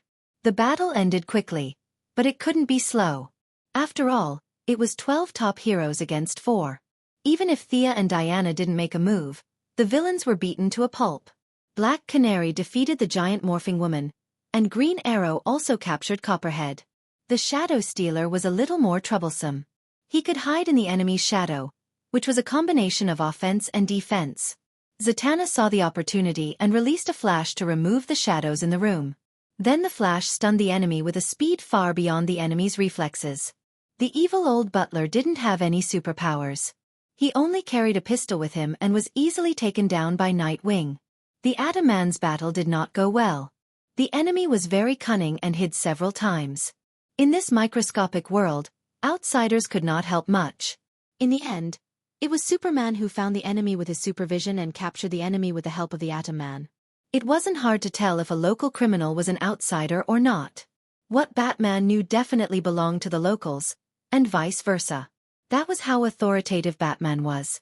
Copperhead Snake, Gigantified Woman, and Shadow Stealer were all people who betrayed their own plane's information and acted as accomplices for the sake of benefits. Their actions were greatly despised by the heroes. Thea was in charge of contacting them, and all of them were imprisoned in the Heaven's Eye Society. Let Black Amanda have her way with them. After the accomplices were sent away, the 2 main culprits became the key points. Ray Palmer untied the belt of the original child. It was her shrinking equipment. Without the belt, the original child finally returned to her normal size. She had long brown hair and a pretty face. However, at this time, her eyes were closed and she did not say a word. She seemed to be ready to fight to the death, but the slight trembling of the corners of her mouth showed that she was not calm inside. The evil version of the butler was much calmer. He looked around the Hall of Justice and compared the appearance of the heroes with the images in his memory. Although he had been on Earth for a while, it was the first time he saw the superheroes of this world face to face. A strange sense of confusion lingered in his heart. The completely opposite world made him want to laugh. However, his heart was as hard as stone. He quickly put away his messy thoughts and said to the original child in a cold voice, "Calm down. They are heroes with high moral standards. Our lives are completely guaranteed." After that, he showed a provocative smile, which roughly meant that they could kill him if they could. The people of the Righteous Alliance had a tacit understanding. They gave Batman space. I can see the struggle in your heart. You have the ability to break the shackles. Why don't you do it? The evil old butler's voice was somewhat bewitching. He looked at Batman curiously. The people of the Righteous Alliance did not react. If they could be bewitched by a few words, Batman would not be Batman. Thea was even more relieved. Among all the people and gods she had met, Batman's willpower was the best. It did not mean that the stronger the power, the stronger the willpower. It seemed to be inversely proportional. She was a good example. Ghosts, strangers, they all had low willpower. The longer you lived, the lower your willpower. It seemed to be an iron law of this world. Batman looked at the evil old butler curiously. You don't know me. Not at all. The one in that evil world should not be me. I thought it was the other me who had fallen. Now it seems that's not the case. He turned to ask Thea. Thea spread her hands indifferently. That world is sealed by a higher power. I can't enter it anymore. Maybe there was an error in the transmission of the information. If you want to know more, magic can help you pry open his mouth. Batman thought about it carefully. No, let me interrogate him alone. Then he pulled the evil old butler to the next room. The rest of the people could not help but look at the original children, but no one proposed to torture them. Women did not know much and participated in the core information. This was the common view nowadays. How many men were there in the heroes and how many women were there? How many men were there in the villains and how many women were there? How many men were there in the big bosses? Were there any women other than Thea? Women were looked down upon in this world, or rather protected. They were basically there as assistants. Except for the Atom Man, who was studying the original children's belts, the rest of the people were either resting or chatting with each other. For example, Olivier and Laurel, who had been lovers in the past, had all kinds of disputes. Now that they were in the same room, Sia felt that the relationship between the two of them was awkward. However, the two of them were chatting and laughing, and their conversation was quite good. Superman and the Flash also talked about the evil Kryptonians and the evil Ultralisks. Batman soon came out. He did not look too good. He took the original children away and interrogated them separately. When he returned to the hall, he took off his mask, put his hands on the table, and organized his words. Bruce Wayne in that world was shot when he was young. Now the person who rules Gotham is a guy called Night Owl, a member of the Wayne family that does not exist in this world. He is my brother. Thomas Wayne Jr. Night Owl's assistant is also Nightwing, the evil gang member Richard Grayson. In addition, a Kryptonian also landed there. His codename is Super Overlord, which should correspond to Superman, the Flash's Johnny Quick, the Green Lantern's Divine Ring, Diana's Super Queen, Neptune's Ocean Overlord, and Firestorm's Deathstorm. Chapter 950. Batman told her what he had learned. There seems to be another Luthor in that world, but he's not like them. He's even more evil and can use magic. Thea did not say anything. She felt that evil Luthor's magic was taught by evil Thea. As the vengeful spirit of God's predecessor, magic was really just a minor skill. Everyone, the enemy has bared their fangs at us. If we don't strike first, doomsday will be waiting for us. Also, if the battlefield is on that Earth, we have less to worry about. Seeing that no one said anything, Thea had no choice but to take the lead. Starting a war would definitely affect her reputation, but she did not care about that. The enemy was already coming for them. They were not so pedantic and agreed to fight. However, none of them had any experience in fighting across dimensions, so they could only look at Thea. Like I said, the new gods in that dimension have another name, but let's call it Earth 3. She confirmed the target first. It's sealed by a powerful barrier. I can't get in. Diana, Superman, the Flash, and all the other superpowered heroes can't get in. The evil superpowered villains can't get out without special means. That's why they sent Butler Pennyworth as the vanguard. Batman nodded, indicating that he was aware of this information. However, his mind was sharp, and he quickly realized a problem. Who sealed it? We call him the Anti-Watcher. Actually, you should have seen him before. He was the one who was resurrected from the Black Lantern's power source on the darkest night, Thea answered. Batman immediately asked, is he more powerful than Darkseid? Thea took a long time to think about this question. Batman's question was too amateur, so she had to answer it in a more general way. Strictly speaking, the Anti-Watcher is far more powerful than Darkseid. Batman's eyes widened. Thea took another turn. The Anti-Supervisor is different from us new gods. We have a ceiling, and once we reach a certain level, we can't go any further. It's the same for me and Darkseid, but the Anti-Supervisor is different. He has no ceiling. Batman's posture was a little messy. How was he supposed to fight like this? However, he was very patient. He hugged his elbows and continued to listen. Thea frowned. That's like asking me whether an atomic bomb or an atomic bomb can kill. Darkseid and anti-surveillance are completely different. Darkseid is a conqueror. He wants all life to submit to him. How evil! The Flash whispered. The Anti-Watcher wants to destroy the universe. The more he destroys, the stronger he becomes. This one is even more evil. The Flash exclaimed again. Thea glared at him, and the guy finally shut up. You mean to say that this counter-supervisor is currently very weak? You want to kill him when he's weak. Am I right? Batman thought that he knew her very well. She must have her own reasons for putting so much effort into this. Thea denied. The anti-supervisor is not a threat to me. I can say that he's not much of a threat. If I just sit back and do nothing, we have no conflict of interest. Destroying the multiverse is a mission engraved in his soul. He's like a program, tirelessly destroying one universe after another. Every time he destroys a universe, he absorbs all the power of that universe. That's the source of his power. When all the universes are destroyed, he will enter a new form. Maybe it's a reboot, or something else. Anyway, I haven't seen it before. When he destroys the universe, I can hide outside the universe. I have this ability. I can take my family, friends, and everyone with me. But are you willing to do that? Are you going to sit back and watch the universe be destroyed while you run away? No one was willing to run away in the face of danger. Compared to his evil counterparts, the anti-supervisor was more of a threat. The heroes were full of sacrifice and had high moral values. Thea, who had broken moral values, was also the advocate. In the end, all of them approved the plan to invade Earth 3. Since the anti-supervisor only had a sliver of HP left, now was the best time to kill him. Even Batman thought that they could fight. But this was not a street fight. One Earth was going to attack another Earth, and countless preparations needed to be done. First, they needed to get first-hand information. Interrogation alone was definitely not enough. The main alliance needed someone to be the front line. Even the superhumans could not get through, and half of them would be eliminated. This mission. Batman was about to volunteer when he was interrupted by Nightwing. Bruce, Gotham still needs you. Let me go.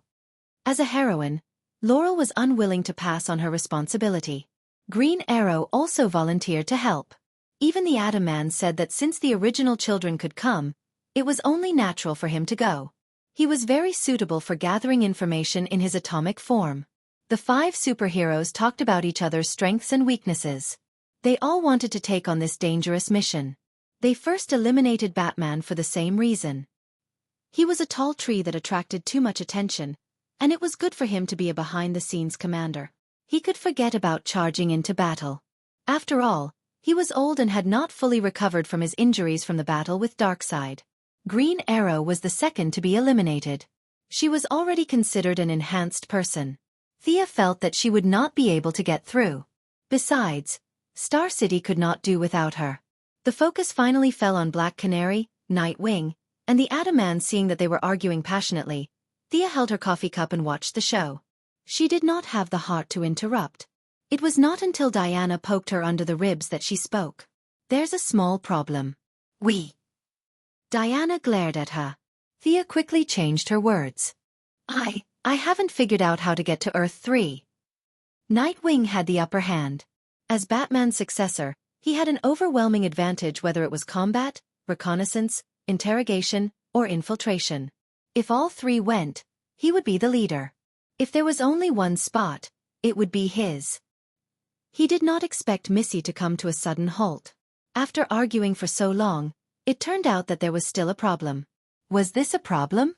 You guys have been trying for so long. Can't you find a way? Sia smiled at Nightwing, who had an ugly expression on his face as he forced himself to swallow a mouthful of blood. She felt helpless as well. The Mother Box had already been sealed off on Earth 3. Even all interdimensional teleportation methods had been sealed off. Even her Anka amulet could not. The official Sister of Death could certainly ignore it, but she, as a reserve, could not. Then how did the 2 of them get here? One-way teleportation? Batman still had a lot of questions, but he did ask the main point. How did they invade us? They must have some means to get here, right? What about after conquering us? Will they go back? Batman turned into a million whys and threw a bunch of questions at Thea. Chapter 951. Thea could only answer them one by one. First of all, the two of them should have come here before the blockade. The anti-watcher was seriously injured at that time. He was in the interdimensional blockade. In terms of time, it was only a moment, but in that plane, the abnormal weather may last for several days. So, there will be a gap in his blockade. At that time, ordinary people can come here. In order to send our companions over, we have to break the blockade without alerting them. So, I'm stuck at this step. As for how they came here, I don't think it's important. After all, we're going to fight our way over. Why should we care what they do? Batman looked at her for a long time with a stern face. I think you'd better tell us. The hidden danger needs to be eliminated in time. You were the one who shouted that there should be no secrets in the couplet and forced me to reveal my identity. I remember it very clearly. Tell me your secret out loud. Superman thought that they should take precautions in advance. At the same time, Diana thought for a while and felt that they should make it clear. The Valkyrie meant that one person's wisdom was shorter than others. Perhaps there were details that she did not consider. Everyone should think of a solution together. Thea scratched her head. It's very troublesome. It will take a lot of time. I need to find 2 people. Batman said.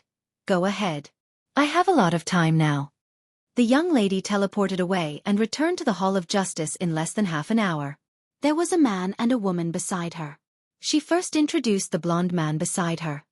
Well, many of you may know this gentleman. He is the Deputy Commander of the Sky's Eye Society, Mr. Steve Trevor.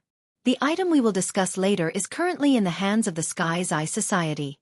Then she pointed to the woman on the other side. Barry has seen this lady before. She is Ms. Pandora. She has lived alone on Earth for thousands of years. She is a living legend. After that, she signaled Steve to open the box he carried with him. Superheroes had a good reputation. Steve was not worried about the safety here. He opened the metal box he carried with him. Wearing heavy gloves, he took out a dazzling golden skull. Damn it, you didn't tell me. This is what he brought with him. Pandora, who was still a little nervous, quickly pulled out 2 guns. It seemed that she was ready to fight another non-existent enemy. Thea comforted her and told her that it was safe here. There were no 7 deadly sins or the old wizard. Those were all her obsessions. Steve was also shocked by her. He thought that the woman was going to rob him. He stood in front of the golden skull, but his body did not touch it directly. Everyone in the Righteous Alliance was on their guard. However, they were different from the brats of the young Titans. They had long since passed the age of rashness. All of them were staring at Pandora. This story is a bit long, so I'll keep it short. She pointed at the golden skull, ignoring Batman's probing gaze. Thousands of years ago, this thing fell onto Earth. According to my analysis, its function is to act as a coordinate. There should be something similar on Earth 3. They worked together to open a channel. What did you say? Before anyone from the Righteous Alliance could react, Pandora exploded. She pointed at the golden skeleton in disbelief. This thing is a coordinate? Pandora's mental state was much stronger than it was at the same time in the original spacetime. At least, she was no longer entangled in the guilt of releasing the 7 deadly sins. However, she still could not accept that the culprit who caused her thousands of years of suffering was actually a coordinate. Thea also felt that it was ridiculous, but it was the truth. Those guys on Earth 3 were also stupid. Couldn't they have been more low-key when it came to teleporting coordinates? Couldn't they have disguised it as a stone and thrown it over? If they were afraid that the evil old butler could not find it, they could have made a locator or something. If they could teleport across dimensions, how could they not be able to locate it? In the end, these guys made a very flashy and evil golden skull shape. Later on, perhaps because they were too eager and used too much force, they threw it to the side of Earth thousands of years ago. It was seen by the old muddle-headed Shah Zahn, causing Pandora to be the scapegoat of the world. Now, Pandora was sullen in her heart. When she understood the truth of the matter, she was about to vomit. However, serious illness required serious medicine. She still had to make it clear. This thing is just a coordinate. It has no other purpose. I can guarantee that everything that the wizard Shazan said was his subjective imagination. After saying that, she reached out to grab the golden skull. Steve shouted, "Be careful, it will bewitch your mind." Thea acted as if she did not hear him. She grabbed the skull in her hand. It was light and only weighed a few kilograms. The golden skull was one size bigger than a normal human skull, and there seemed to be a very evil red light in its eye sockets. It looked completely evil. No wonder the old Shazan thought that there was something wrong with it. Not only him, but since ancient times, this skull had fallen into the hands of many people. Many of the archmages, especially the evil archmages, had studied it. They all felt that there was a secret in it, but unfortunately, they did not find anything. Such a piece of technological equipment had been studied by a group of evil archmages. Naturally, it was contaminated with a lot of magic. After a long time, it had a bewitching effect on ordinary people. Thea wiped away the magic residue on it. This thing is modeled after the mother box. The specific effects are a little different, but the difference is not big. It is definitely a piece of technological equipment. Batman knew that he could try it. Without saying anything, he picked it up and studied it. After a long time, he said thoughtfully, "The technology here is very advanced. It will be difficult for me to crack it in a short time." Thea clapped her hands. She would leave it to him. It was a little difficult to enter without being noticed by the anti-surveillance team with magic and divine power. Technological equipment should be a good way. Steve saw that the people of the Alliance were looking at the golden skull like beating drums and passing flowers. His face was strange. "Miss Quinn, this thing..." "Commander Trevor, I will explain to the President. This is just the beginning. We still need to cooperate with several parties in the future." When the President was mentioned, the patriotic old young man Steve was defeated. Pandora knew that they were going to attack Earth 3. Filled with righteous indignation, she said that she would also join the battle and seek justice from the culprits who had harmed her life. Several technological heroes and Batman worked together to study anti-teleportation. Before Thea left, she called Batman again. "Tell Alfred to get ready. I think